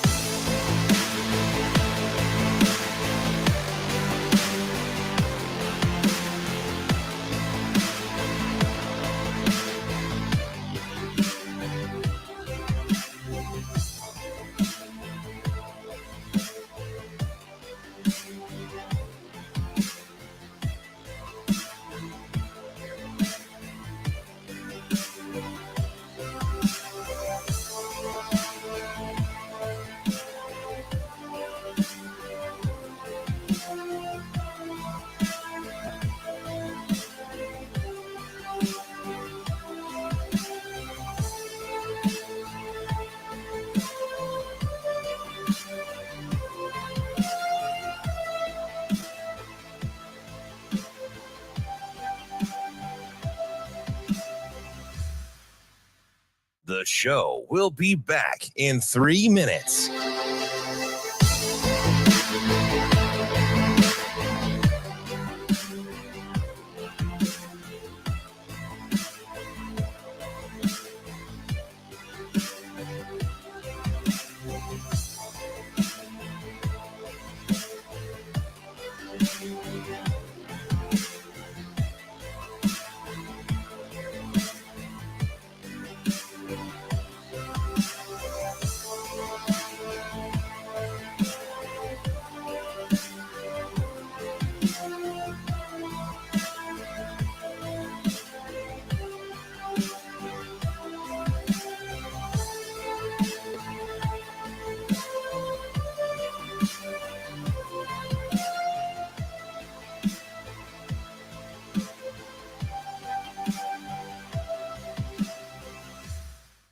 show will be back in 2 minutes.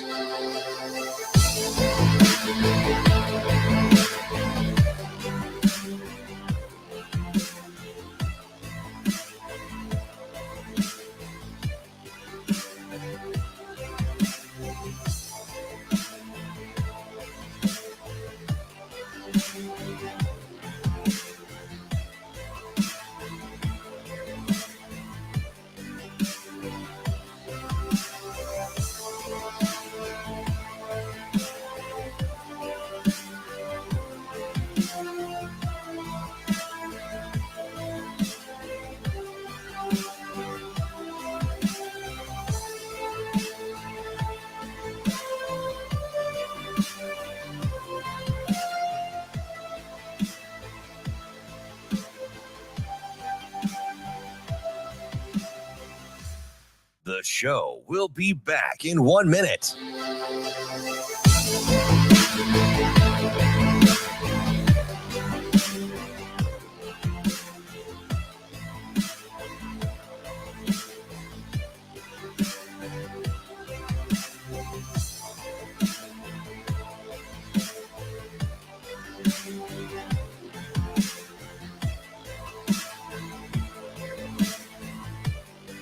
The show will be back in 30 seconds.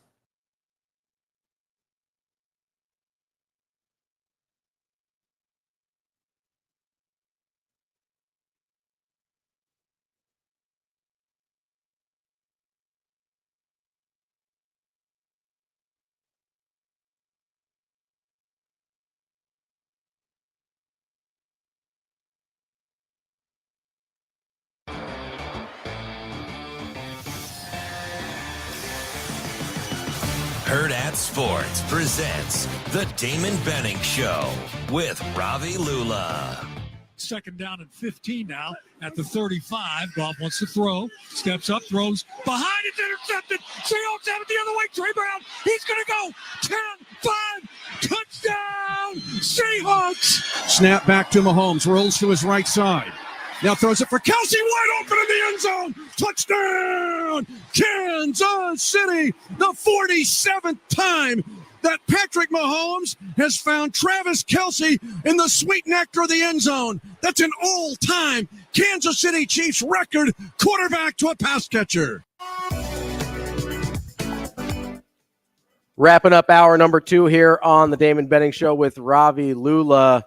And we never have enough time on these football Mondays, but what you do need to make time for is to call Dyer Law. If you've got a personal injury situation, the Dyer Law team can help you out. You can count on them, 402-393-7529 or dyerlaw.com. That's DYER.law.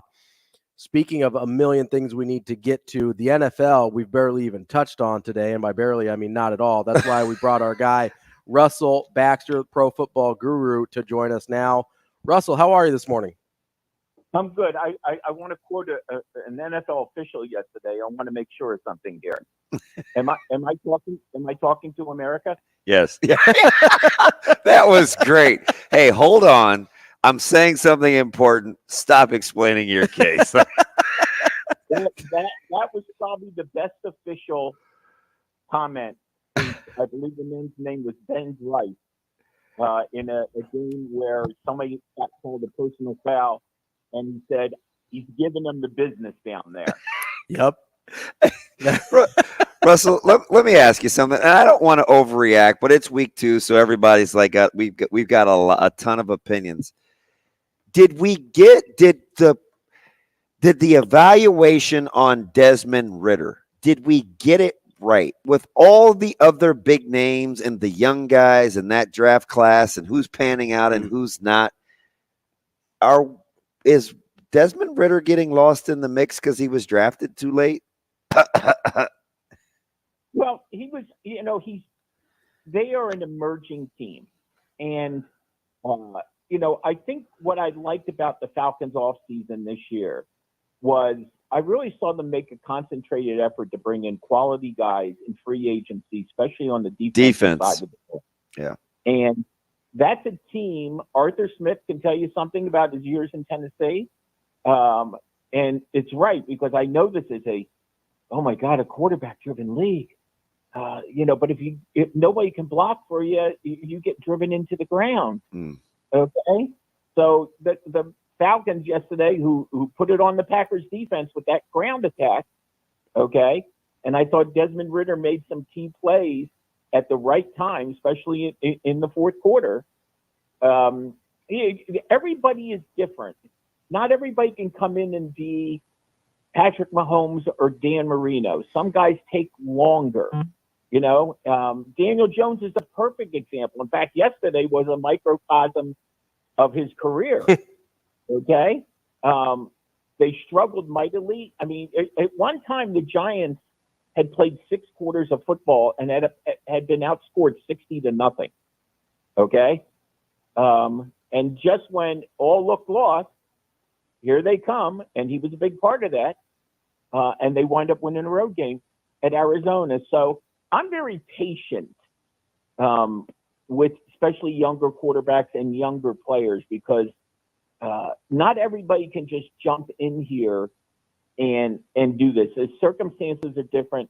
You have a franchise that has not been to the playoffs since 2017. By the way, they are 2-0 for the first time since 2017. So, it's growth and taking opportunities and learning. And I'm very intrigued by the Falcons this year. And I know other people kind of latched on to them, but I thought we had a bunch. Last year, 4 of the 8 teams that finished in last place in 2021, guys, made the playoffs. 4. That's half of the last place team. The Falcons were a last place team last year. You could make a case that everybody was the last place team in the NFC South. And think about this: if you include Tampa Bay's playoff loss to the Cowboys, every team in that division lost 10 games last year. Oof. Russell, out of the teams that have started 0-2, I'm thinking the Bengals, the Chargers, the Broncos, the Patriots, teams that maybe there were some level of expectation for. Obviously, the highest expectations would have been probably for the Bengals. Which of those teams are you the most concerned about moving forward based on these first 2 weeks? Well, it might be Cincinnati, although let's keep in mind they were 0-2 last year and got all the way to the AFC title game. Right. Okay. I think there were 3 teams I did a piece for where I thought would have their issues last year. 3 playoff teams that I didn't think would go back. And so one of them's 0-2, one of them's 1-1, and one of them's 2-0. Okay. The Chargers concern me. They're piling up a lot of points. And I don't know what happens to them almost situationally.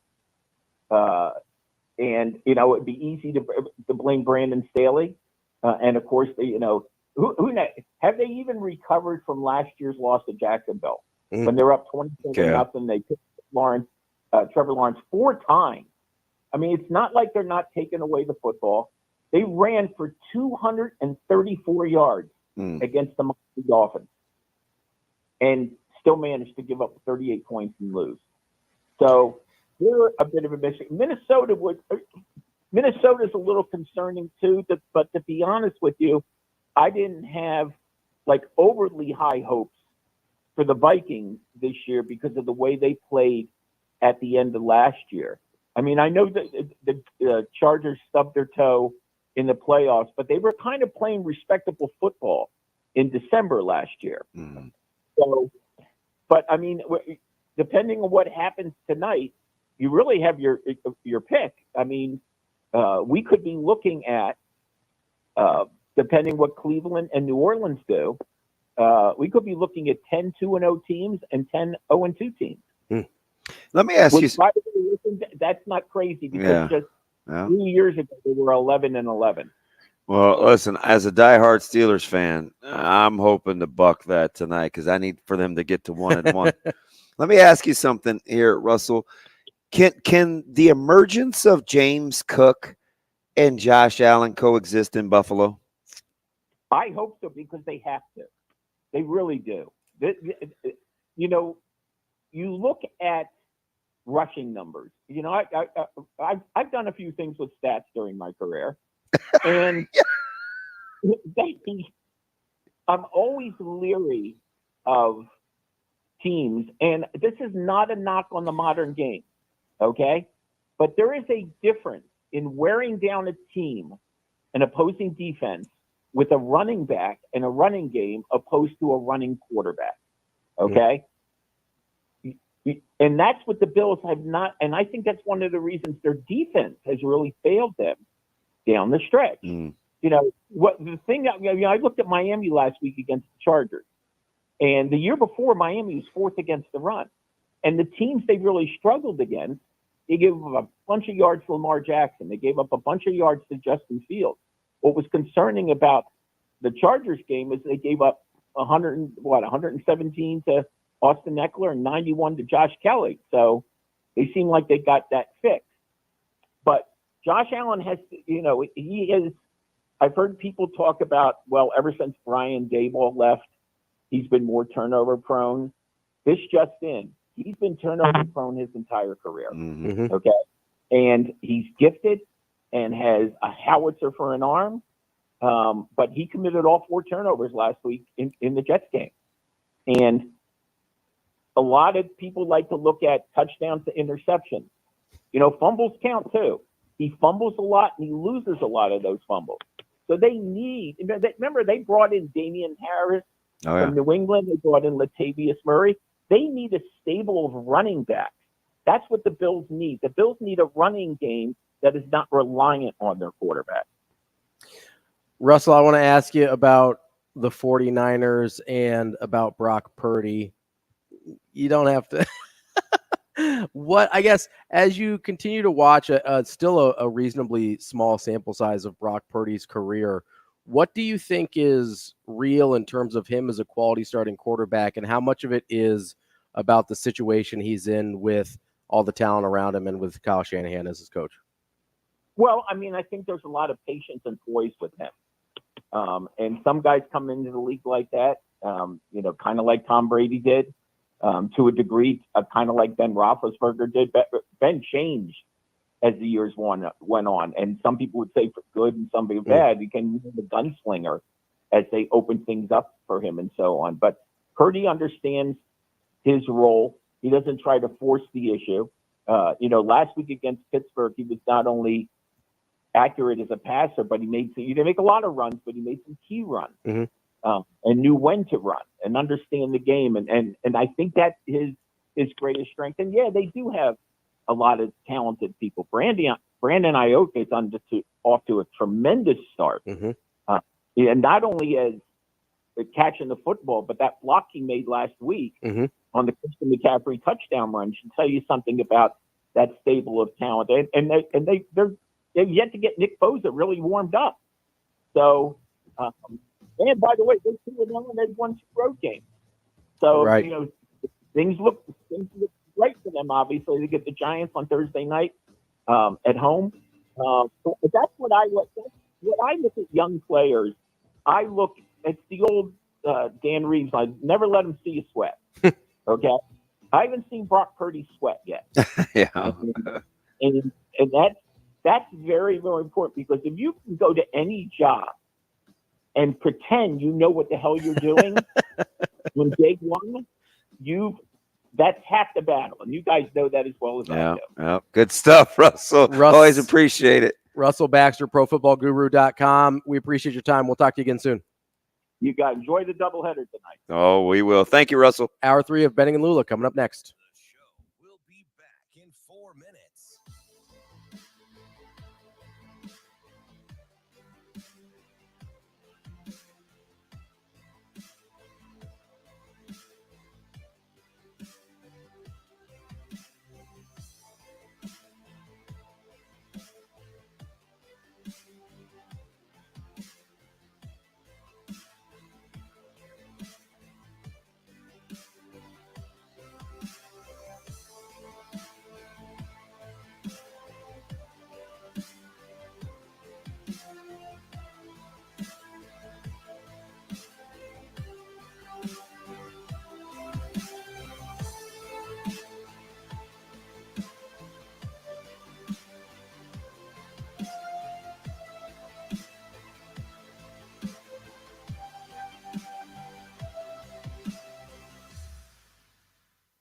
show will be back in 3 minutes.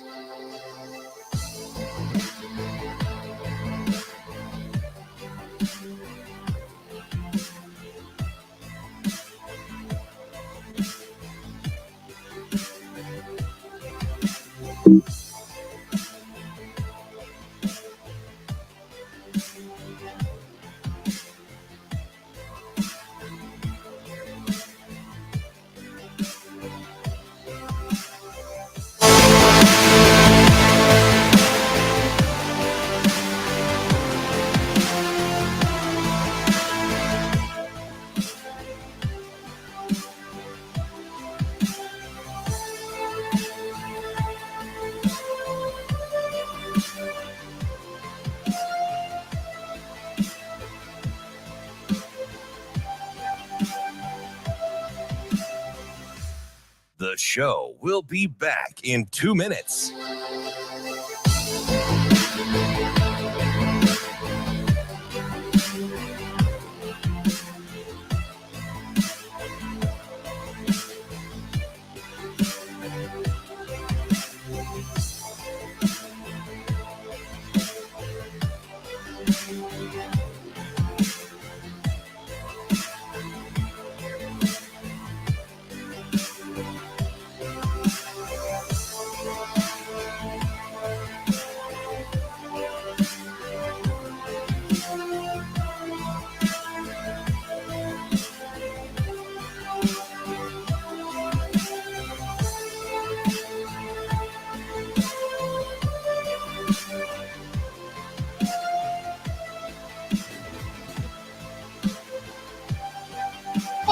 Drops in the SU.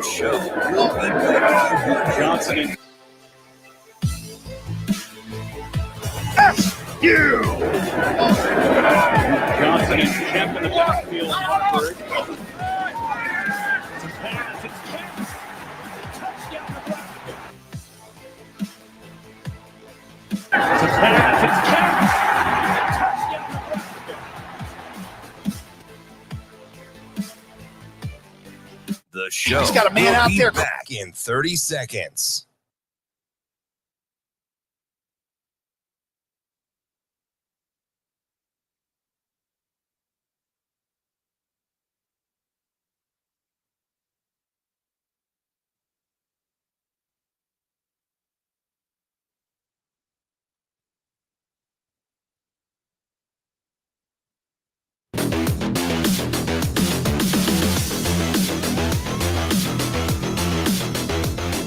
Hurrdat Sports presents The Damon Benning Show with Ravi Lulla. From the 50. They're going to go flea flicker with Blake. JJ back to pass. He's going to fire it deep. He's got a man out there. Cornelius Johnson underthrown. Tip. Oh, wow. Cornelius Johnson comes up with a 50-yard touchdown. What a juggling act. And the Wolverines extend the lead to 30-6. Travis takes the snap, rolling left, out the flat, caught, Bell, cuts it back, 15, to the 10, Bell, to the 5, drops, in there, baby! Jaheim Bell moving across the formation and showing off his shiftiness. Touchdown, Florida State! Touchdown, FSU! Johnson and Kemp in the backfield. Harvard. It's a pass. It's Kemp. Touchdown Nebraska.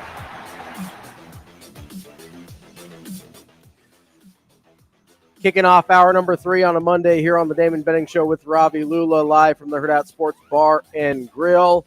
We are on AM 590 ESPN Omaha. We're on ESPN Tri-Cities. We are now on KFOR in Lincoln. And what you need to be on is Alumni Hall. Alumni Hall is your ultimate Husker shopping experience. Best and largest selection of apparel for the whole family, whether you need Adidas, Champion, Columbia, accessories, tailgating stuff, whatever. As always, if you're a UNL student, your faculty, or military, you always get a 10% discount in store, and you can always earn cash back with Hall Pass rewards. They've got 2 great Lincoln locations, P Street downtown or in the South Point Pavilion, or visit them anytime, alumnihall.com, where Husker fans shop. All right, we have a ton of stuff that we still need to get to. But one of the things, and listen, I'm sure a lot of these topics will carry out through the week. So, you got time. You can stay with us. You don't need to be in a hurry here. One thing I do want to talk about today, though, while we've got a little bit of room, is this was a really big recruiting weekend for Nebraska in terms of guys at the game. Obviously, Caleb was there. My guy, Anthony Rizak, was there. That's the one that, and I finally met DJ, his dad, after the game on Friday. Oh, yeah. Yeah, so we're buds now. We're thick as thieves. He was just heading to Vandy and UNLV. Yeah, he said he was heading out to Vegas. Yeah. I think Henderson, technically.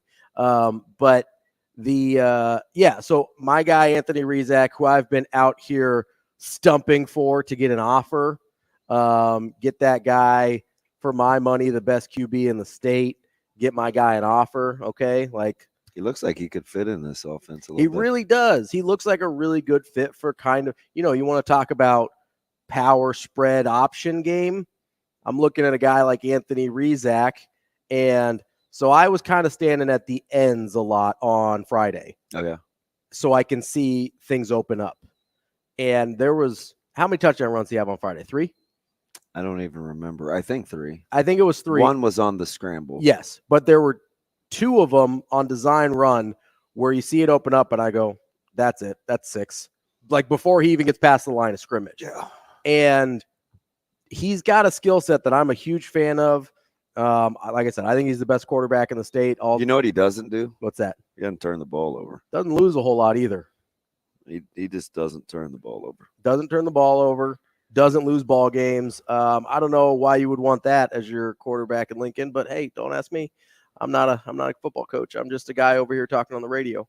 But there was a lot going on over the course of the weekend, right? And you've kind of hinted at it a little bit throughout the course of the show, how whether it's with Rizak, whether it's with Caleb, whether it's a bunch of guys, where things may not always be what they appear on the surface with, okay, these guys were in, now they're out. These schools were interested, now they're not. I'm just going to give you a little bit of space to say anything you want to say here. I just think it's interesting, right? Because there's a lot that people don't know. Yeah, and I think there's a lot of assumptions made, like when it comes to the recruiting process, that just kind of aren't the case. I think over the last, I'd say 4 or 5 weeks, it probably started in the summer, right? Because there were some questions, and Nebraska went from, hey, we're not offering this guy, we're done recruiting him, to having an offer the next week, and that was on the local level. And so I think people were scratching their head over what happened, and some schools on some other guys, whether they're 24s or 25s, like all of a sudden coming in, and Nebraska maybe not kind of being reactionary to offer as well, because the state has been heavily recruited. And just the longer that I do this and see this, and it doesn't even have anything, it has a little to do with what's happening in our own household, but like, let's take Rizak or Christian Jones or Isaiah McMorris or Jackson Williams at Millard West. Like, it's just perceptions and like all that goes into it. There's a reason I think that, and I'm not talking about the perennial top 4 or 5 recruiting prowesses, right? It's not Alabama. This isn't Georgia. Even though, they're not foolproof either, right? Sometimes they get caught up in the narrative. But you're talking about Power 5 teams, like power, like quality. I just think you can tell. Like, I have a good sense on why the teams that have success are having success based on their recruiting philosophy and approach, and their approach and how they do it. Right. The schools that kind of have always been interested in guys that just wanted like proof, like those schools are still doing what they do. Schools that maybe got in early because there was a little bit of a buzz and didn't do their own homework. Some of those schools end up kind of cooling, on kids, right? Which isn't good either. Right. But whatever it is, like I kind of have a good sense on who's good with the eye for talent and development and who is kind of, it's just revealed itself. Like 20, 25 schools here that you can totally tell there's a plan. Yeah. Right. Oklahoma. It's a plan. They know what they're doing. Yeah. They know what they're looking for Sure. when they come to recruit the state of Nebraska. It's the reason why some of their, like McIntyre's playing. Yeah. Right. Helms played right. Last year. So they don't get caught up in anything than what it is. Then you just get some schools that sometimes are late to the party. Sure. And that'll happen, especially as guys get better as seniors. And they explain why they're late to the party. See, that works too. Yeah. Right. That's that transparency thing. Yeah. You can be a Johnny come lately if you're honest. Open and honest. Yeah. Just like you'll see some schools say, hey, listen, I know we were in on this guy early. It hasn't panned out to be the way that we've wanted it, turn out to be the way we wanted it. So here we are. Yeah. And that transparency works too. Sure. It's just not, it's seldom nowhere near as linear as anybody thinks. Yeah. And I mean, if you're comfortable, I'm going to use Caleb as an example here, right? Because sure he can, and listen, if you want me to back off it, I'll back off it. You just tell me. So from without, giving away any state secrets or anything, from an outside perspective, this is a guy that had some offers last year, right? And some interest, and then missed a big chunk of his junior year. Yeah. So just from whether you're a fan, whether you're a coach, you didn't. I mean, in full disclosure, like those first 1.5, because he didn't play in the second half against Prep, and he's really average against Grandisle. Like, the film is average. Only okay, right? It's average. Especially when you put it against a sophomore film. Until it's extremely average. Until you get to Gretna in the state championship game last year. But so you've got very little from his junior year tape that you look at to say, hey, I know who this kid is, right? Maybe you like his makeup, maybe you like the athleticism, maybe you like the sophomore tape, but junior year, there's just not a lot of data points, right? So and if a school came and said that, I think you'd be okay with that. Yeah. Well, that's been a lot of the last, right? That's been a lot of the last. Be like, hey, we didn't know because we couldn't see it. Couple months, yeah. And then now we've got the tape and we feel really good about this. And sometimes people just grow late. Yeah, right? late bloomers, that's a thing. He had, I told a couple schools in particular, and a few actually listened because, obviously our reputation is on the line too in terms of a talent evaluation, as coaches, right? Yeah. When schools come in all the time. And I said this back in April. I said, this was a couple of our guys. Christian Jones, it garners a lot of talk. So these conversations are kind of in the same vein. So, and with Caleb, I said specifically about Caleb, I said, hey, he's got 2 surgeries coming up. He's going to have his adenoids out. They grew back. They're about 2 inches. He's having a hard time. His appetite's bad. Doesn't want to eat, really can't breathe. And I said, he's the break in his collarbone. We need to shave that bone down. He's uncomfortable lifting because it catches. Sure. Yeah. Right. So, and I said in 2 months, he's going to look a lot different. So we did the surgeries they were only 2 weeks apart. Yeah. Back to back. Yeah. We got his adenoids out, and which sucks as a 17, then he was getting ready to turn as June. Yeah. About to be 18. And then the shoulder. So, but after that, he went to work.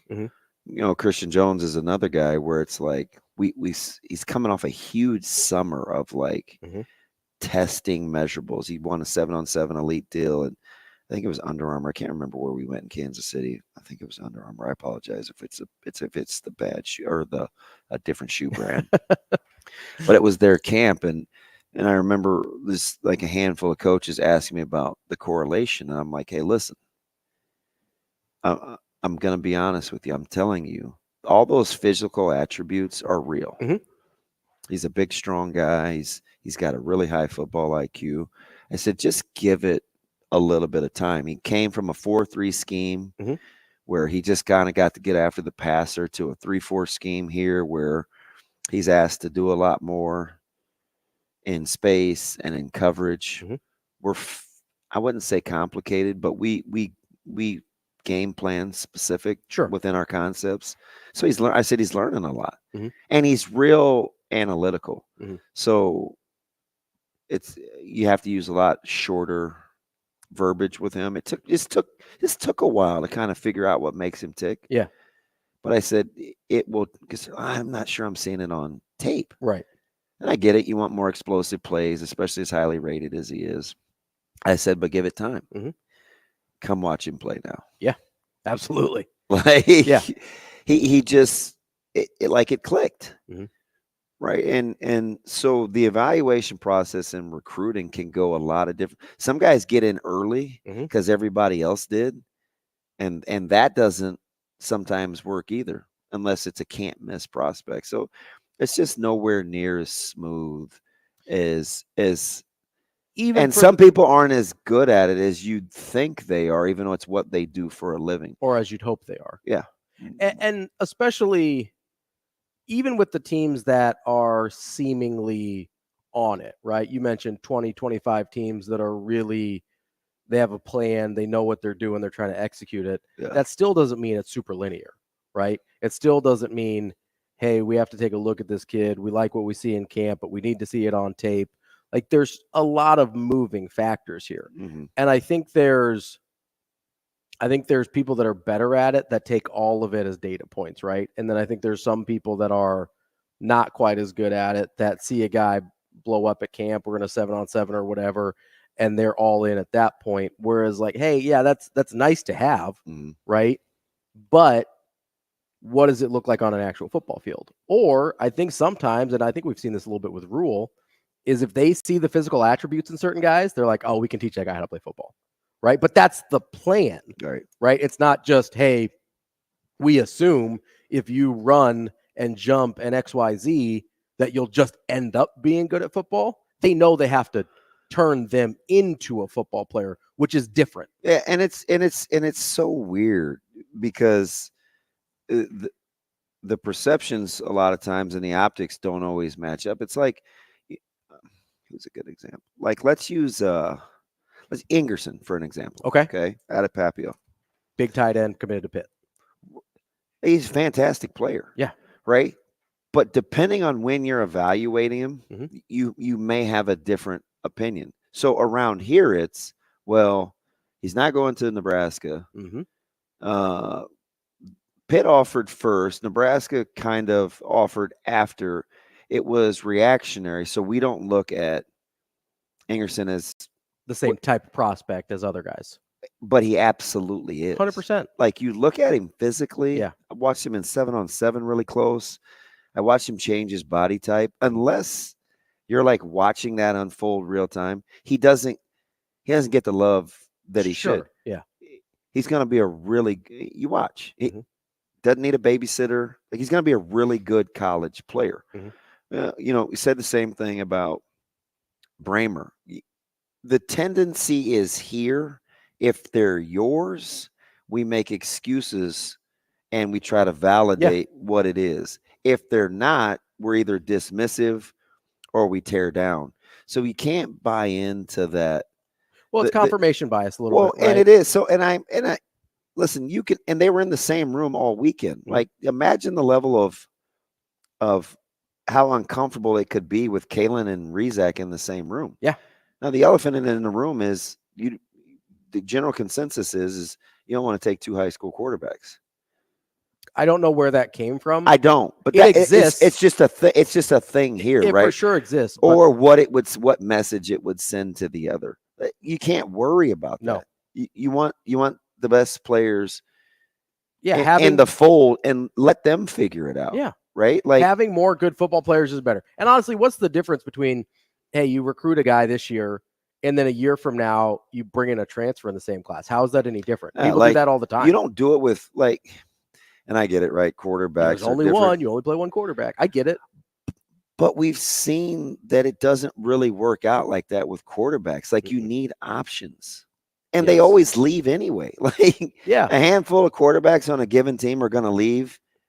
And you have to give yourself options. And honestly, if you're a quarterback, you think you can't take both Bricks and Baker? Doesn't even have to be a quarterback thing. Yeah. If you could, you would, right? And you'd figure it out. 100%. Yeah, you'd figure it out. And competition makes everybody better. Yeah. At least the guys that are, it makes winners better, at least. I don't know if it makes everybody better, but it makes winners better. Yeah.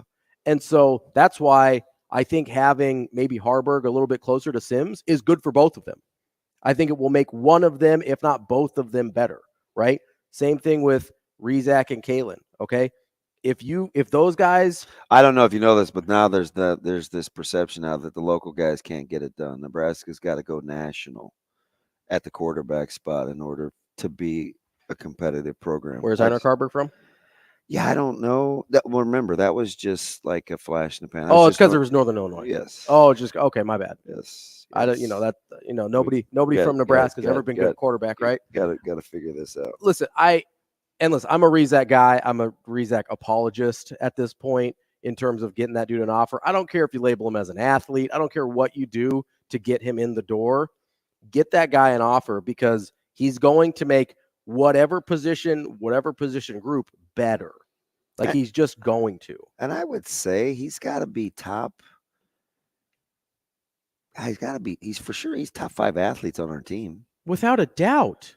He housed one against Bellevue West from 80 yards out with a guy with an Iowa State offer with the angle on him. Oh, and Caprice, just flew by him. Yeah, and Keith can run. That's what I'm saying. Yeah, he's a big. That's a D-back. He's a big, strong with kid. a D1 offer. Yeah. And Rizak just housed it right by him. So it's just interesting, right, to be in the same. And I didn't have to deal with it because I didn't see him. Mm-hmm. I didn't see Caleb. I saw him on the field, right before the game. Mm-hmm. But I only saw him once all day in 8 hours. You're working, right? Like you got stuff going on. But I imagine knowing all those guys. Listen, you had Millard South, you had Bellevue West, you have West Side, and however many local schools were represented. Yeah. Like at that age, that can be uncomfortable. Sure, especially not that long ago when Westside and Bellevue West just had this game, right? And full disclosure, like the dirty little secret out there. What's that? Is some guys don't, given their history or whatever it is, some guys don't want to go play with other guys. Yeah, it's because they don't like them. Sure. Yeah, like that's the reality of and that's right? real, right? That's a real thing. So let's not act like that doesn't exist when we're trying to, when we're trying to tell people what to do or what we think they should do. You touched on something a minute ago that kind of got the wheels turning a little bit as we're having this conversation about how, hey, when they're not committed to Nebraska, we treat them differently, right? And my thought was, and this, I'm not trying to hate on the kid or anything like that. But that probably means that you are. No, I'm not at all.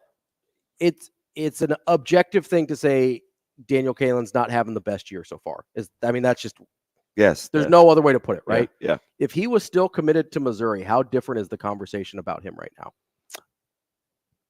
That's fair. If he's not a Nebraska commit, that's fair. Because right now it's like, he was Elite 11. There's other stuff going on around him. It's not just him. It's a team game. He's, some of his receivers have been hurt, whatever, which is all. By the way, that's all true. That was a good win for Kearney. Right. That's a great win for Kearney. Right. But in my heart of hearts, Fo Woodard tweeted this out during the game because I think I kind of have a good sense of what they're going through over there. And he said, hey, basically, it was my guys played hard. Mm-hmm. Shout out to the next man up philosophy. Mm-hmm. Like, I don't know if I liked it or retweeted it, but I wanted to. Sure. Because I know what it's like to be in those situations where 100%. You need everybody on board, and sometimes the optics, like people are coming down on you. Like, listen, at the end of the day, I was like, yeah, like that's pretty cool when you can have guys rally because Whaley didn't go, McMorris didn't go, Hall didn't go. Like all the things that people are saying are true. I think a rope got hurt. Right? Like, yeah, he's been missing guys. McMorris and Hall have been in and out kind of the whole year, like there's extenuating circumstances, right? But if he's committed to Missouri right now instead of Nebraska, the conversation is, oh man, good thing Nebraska passed on that guy. Whether they actually did or not, whether it was, they passed or he just chose somebody else. I know. I hear. You know what I mean? I get it. And it happens. We've heard this for. We've done this for so long. But he's the same kid regardless. When I said that, even when Nebraska took him, except my argument was to the other way. Right. I was like, remember, he's the guy that when he got away and went to Missouri, it was no big deal. He's still the same player. Yeah, and then he comes back. It's like, oh, we got this kid. Right? Like, so that's funny because I used it to the contrary. I was like, if he was the same thing, it's the same dynamic. Really good then he's really good now. He's really good now. And if he and vice versa, right? Wasn't a big deal then it's not a big deal now. Like it can't be both. But we talk out of both sides of our mouth when players, like you said, when players are committed to Nebraska or they don't have a Nebraska offer or whatever. The scary thing about that is you hope you're raising people in such a way where that background noise doesn't matter. You would hope so. But unfortunately, it kind of hard. does. Because the kids know. Yeah, and they like can hear it. out in Kearney, like those guys know who they play against and who they have success against and who gets love and who doesn't. It takes a special kind of young person to not let that creep into your mindset. Right? Coming up next, we've got more of the Damon Benning Show with Ravi Lulla here on Hurrdat Sports Radio.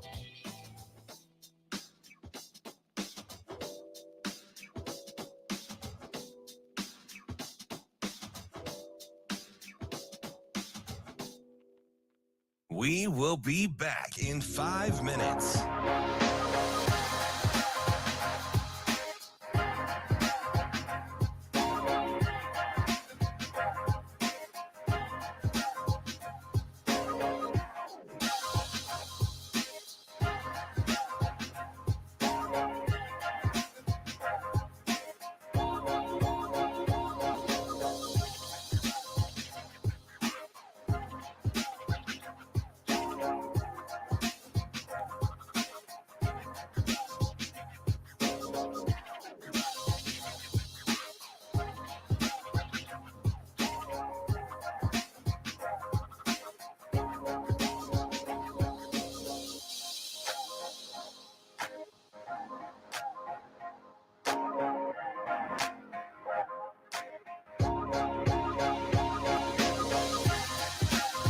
We will be back in 4 minutes.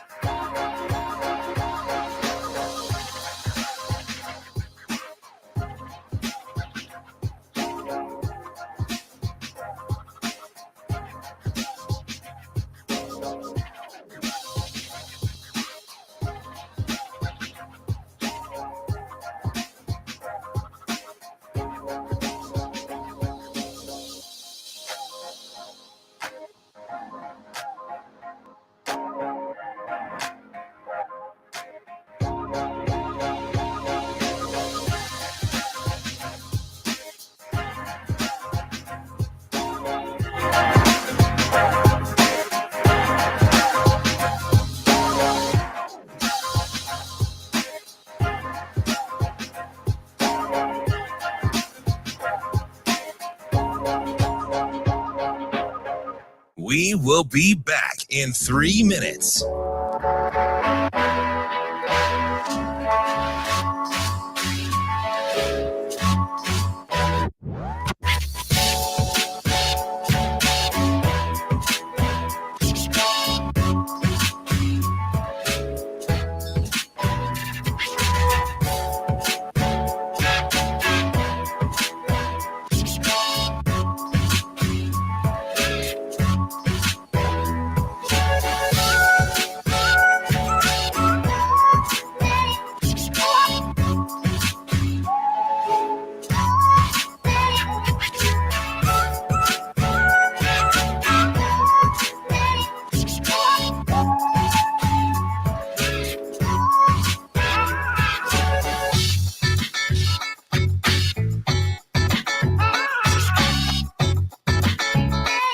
We will be back in 2 minutes.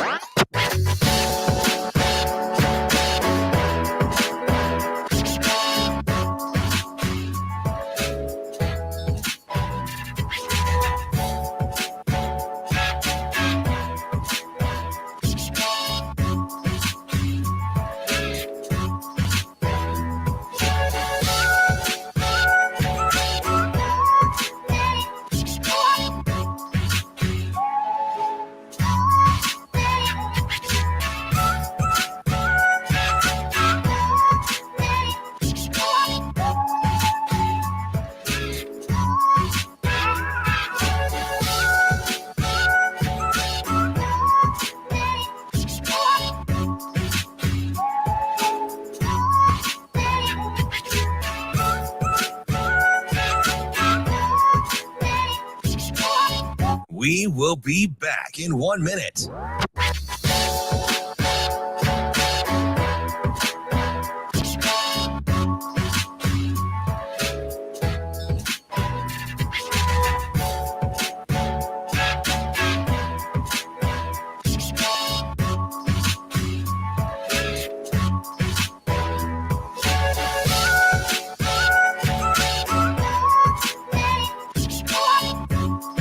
We will be back in 30 seconds.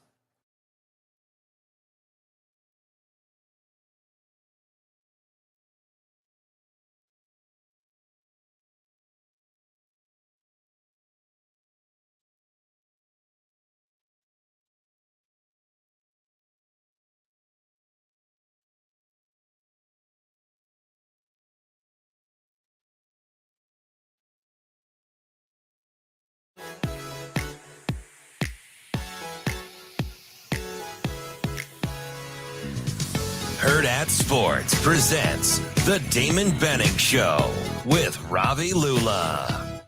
Yeah, we always talk about fourth quarter shutout and 75 yards rushing in the fourth quarter. That's the formula to win. It was awesome to see Javen. I think that was Javen, right? Jump up and intercept that ball. Unfortunately, I really respect their quarterback, and I hate, principles. We talk about going and blocking the quarterback, so you just have to block him with just your hands. Principal, I don't think was trying to be disrespectful to him. I really respect Lombardi, but that's kind of how we want to play at the end, right? Put some pressure on the other team, especially I've never coached in an environment like that with the crowd like that on our side, and that really affected the game, I thought too. So. But yeah, getting those rushes, finding some things. We found sort of the outside zone that was a good matchup for us, and the backs made the runs when they had to.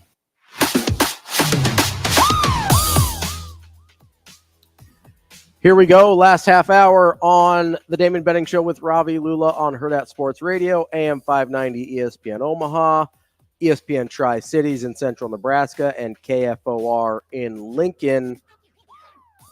We've got to tell you about Dingman's real fast. I know we mentioned Shane does. I know we mentioned our friend Darcy, who came out to the Blitz on Friday. I hope you guys come out to the Breakfast Blitz this Friday.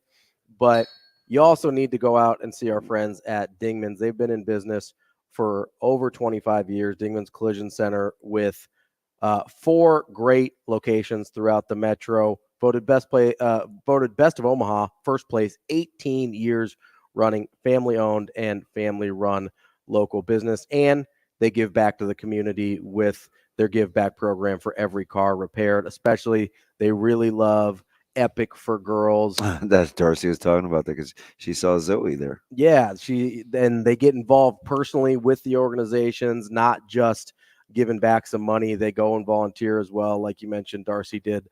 So make sure you go check out dingmans.com to find out more about all of the things they're doing over there.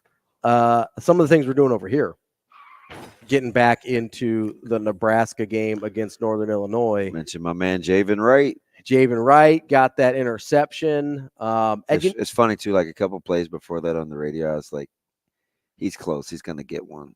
Well, and I talked about how on Twitter a lot of people are asking me, hey, can they get some turnovers? Are they going to get some splash plays? I'm like, I'm telling you, when you play defense this way and you're that aggressive and you're getting to the quarterback and creating that much pressure on an offense, the turnovers will come. Mm-hmm. To me, it was an outlier, still is an outlier, that there haven't been more turnovers yet because of how compromise they're making the other offense. Isn't it something? It's almost like an anomaly.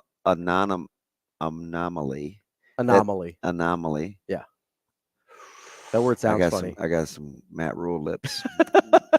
I got to lick my lips. Like the Joker over there. He said during the game that's what he wanted. He wanted a defensive turnover. So, but it will happen. I think there are just too many helmets around the ball. I think there's going to be a point where the dam breaks and there's going to be they're going to create 4 takeaways in a game because they have, you mentioned, so many hats around every single ball carrier, whether it's a quarterback, running back, wide receiver, whoever.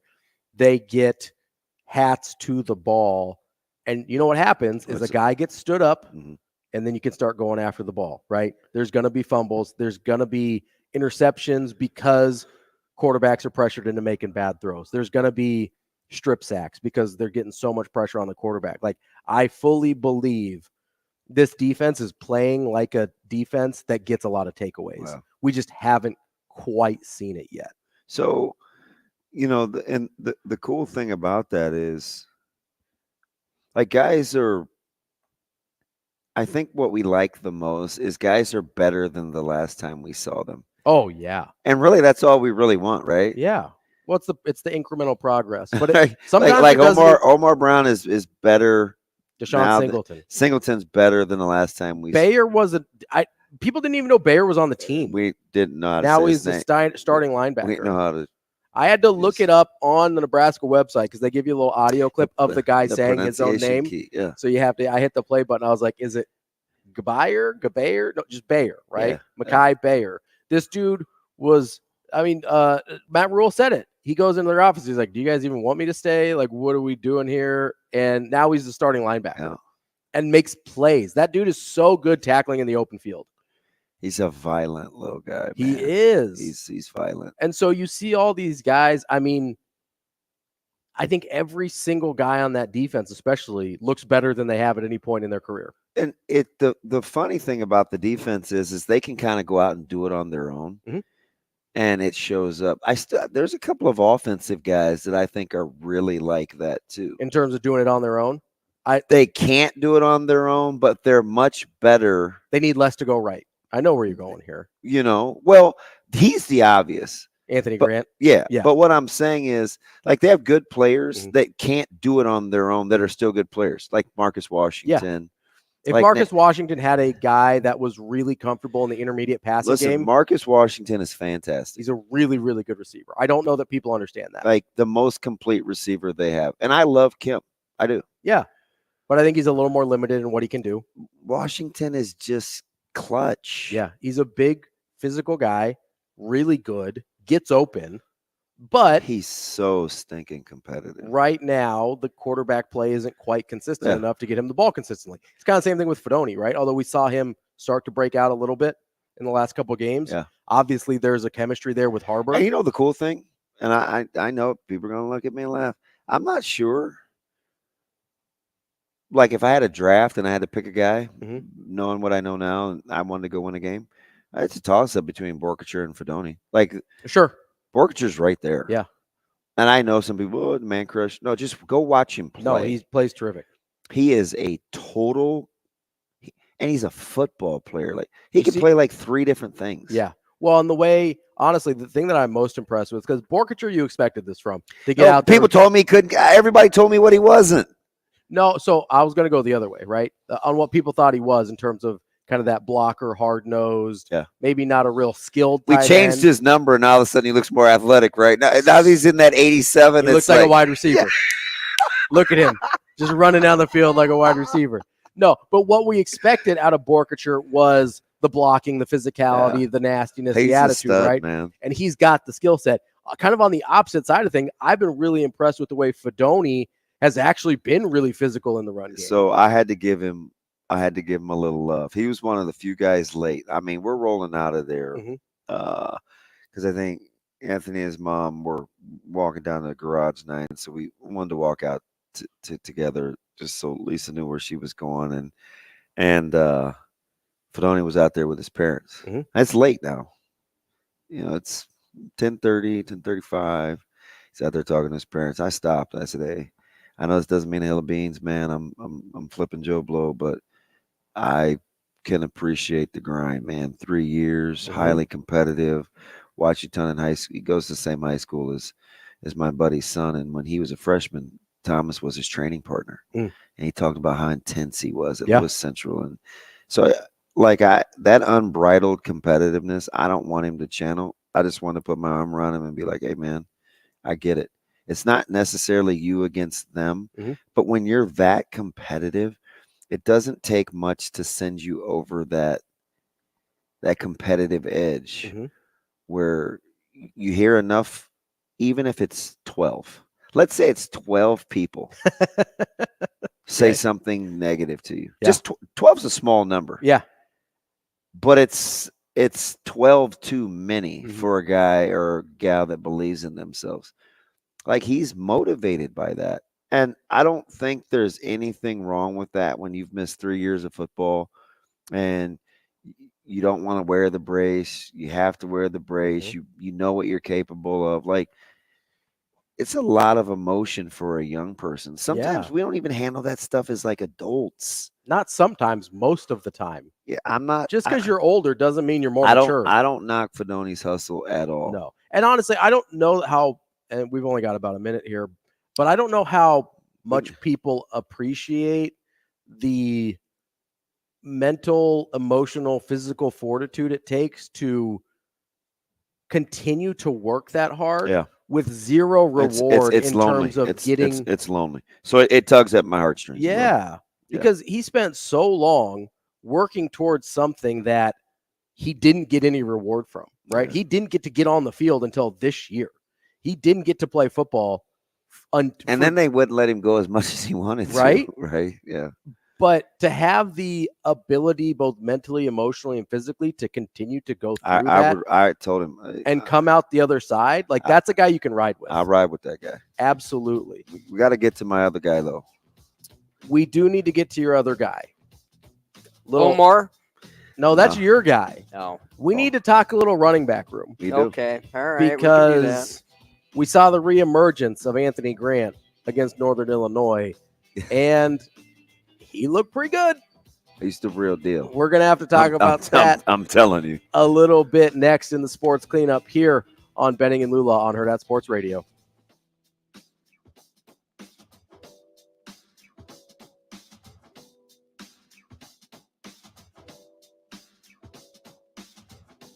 We will be back in 4 minutes.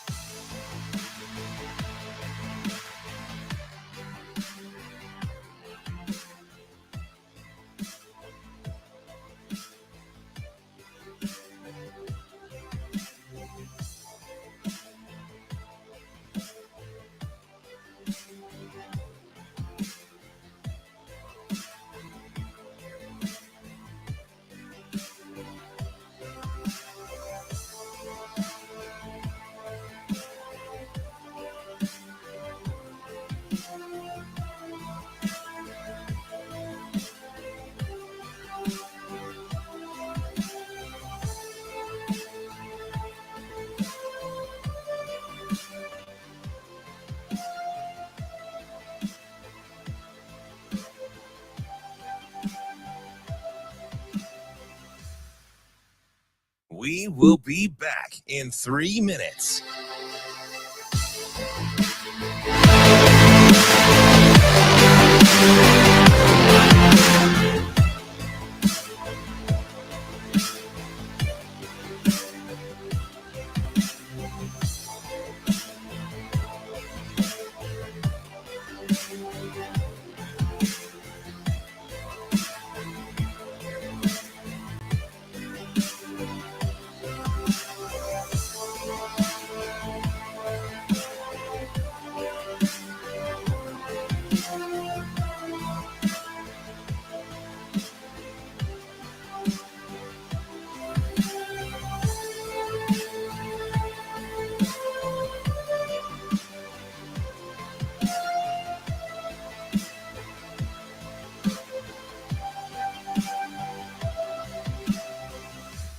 We will be back in 2 minutes.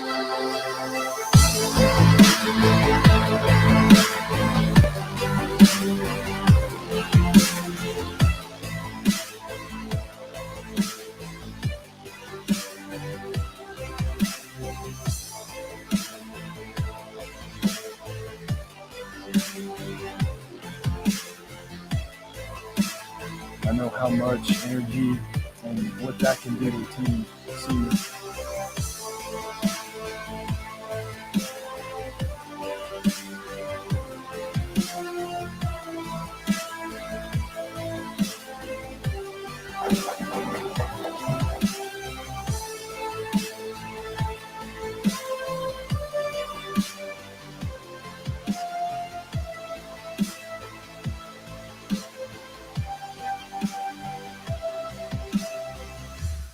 We will be back in 1 minute.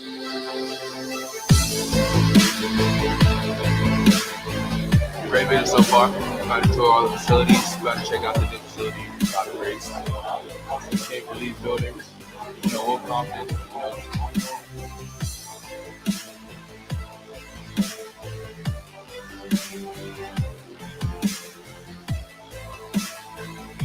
And quarterback going out there full speed ahead. We will be back in 30 seconds.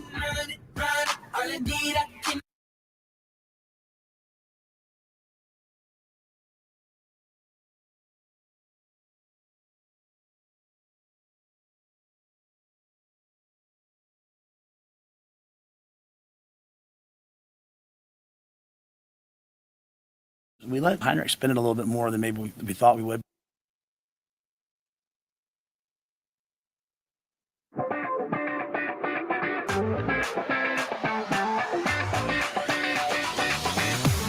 Hurrdat Sports presents the Damon Benning Show with Ravi Lulla. Wrapping up the show on a Monday on the Damon Benning Show with Ravi Lulla. Hurrdat Sports Radio, AM 590 ESPN Omaha, ESPN Tri-Cities, and KFOR in Lincoln. We teased it a little before the break. We got to talk about, I think he's one of your guys, right? Anthony Grant. Oh, yeah. Age easy, off the easy. Yeah, that is my guy. You've mentioned, obviously we didn't see him at all against Colorado, right? Yeah, that was the big thing. That was I don't know if punishment's the right word, but it was the consequences for fumbling the ball against Minnesota, right? He looked really good against Northern Illinois. Yeah. He's so I spent a lot of time after the game with Coach Barthel. Mm-hmm. We both were hungry. I'm kind of loitering because I'm super miserable. Okay. Right. But I'm trying to buy enough time to get home to 80 because sometimes the police don't let you on. Yeah, they shut it down. They send you up Highway 6 through Ashland. And of course, I didn't wait a long enough time, which was forever. I was way late leaving. Yeah. And I still had to take Highway 6. You don't know how I wanted to beg, but it was just too much effort. I was like, please, I just want to go home. But so anyway, though, and I'm by myself, so I'm like, it'd be a good time to just watch a little Colorado State. Yeah. In the old car, because I'm going about literally 13 miles an hour. But so I spent a lot of time talking to him in the players' lounge because we were both looking for something to eat, and all they had in there was really pizza. So I was like, fudge. Not trying to get that pizza. Nope.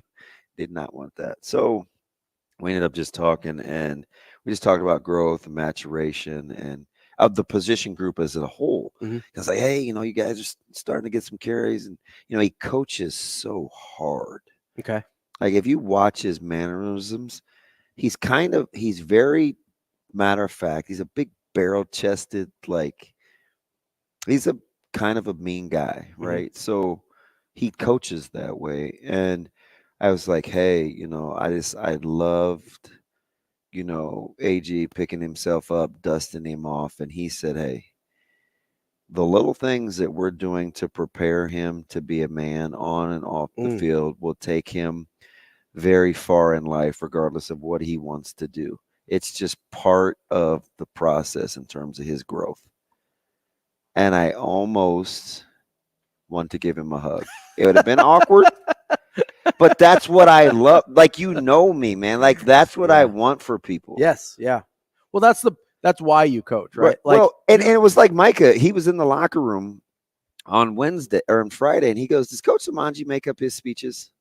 And I go, "I don't know. You never know what he's going to say." And he goes, "Did you hear that part where he was talking about growing into young men and the skills of being a teammate and how it'll matter in fatherhood?" Like, Micah didn't get it, but those are the people that I gravitate towards because that's really that's exactly why I coach. Yeah. So when somebody's saying that and they're investing in young people, like, it speaks like right to you. Yeah, you can tell me my kids are ugly, and I'll probably still listen after that, right? Because I probably still think you want the best for them, right?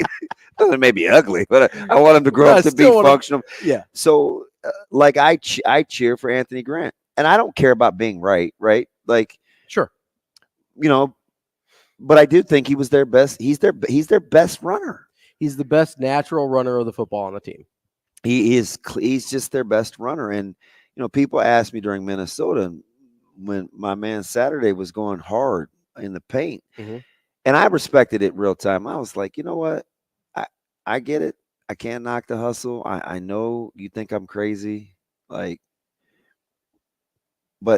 I just believe he's the best. And it's no disrespect to Gabe Irvin. Anthony Grant made a cut on the 4-by and zone where he literally sprinted between two parked cars. Yeah. No, I'm dead serious. Like, he saw the cutback backside, and it literally was like running between two parked cars. The crease was so narrow and so quick, but he was committed to getting to it.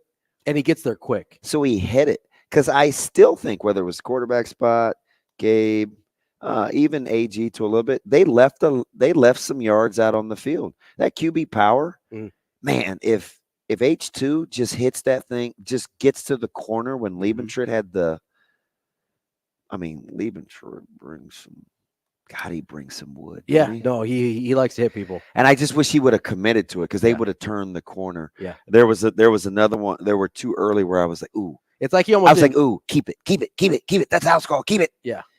And Grant had one in front of Northern Illinois sidelines. So I was like, ooh, if he just comes back, cuts back inside. Greg goes, it's really easy for you and I to see this up here. And I was like, yeah, that's a good point. But I still feel like I would have seen it. Yeah. Because you just can't make a living cutting across guys' face. Right. Not consistently. Right? Yeah, you have to be exceptionally fast to get away with that. So it just was fun to watch those guys get in a rhythm and carry the football and start 2nd and 6 and 3rd and 1. Like those are cool. And Nebraska was so bad on first down, and they started 1 of 7. Right. They started 1 of 7 on 3rd down conversions to finish 8 of 14. Yeah. That means you got to go 7 for 7 on the way out. How about that? That's pretty good. Is that pretty good? That's not bad. Like you would take that, right? It started with being able to get those guys lathered up in the run game. And once again, they don't have a running back that averaged less than 4.5 yards a carry.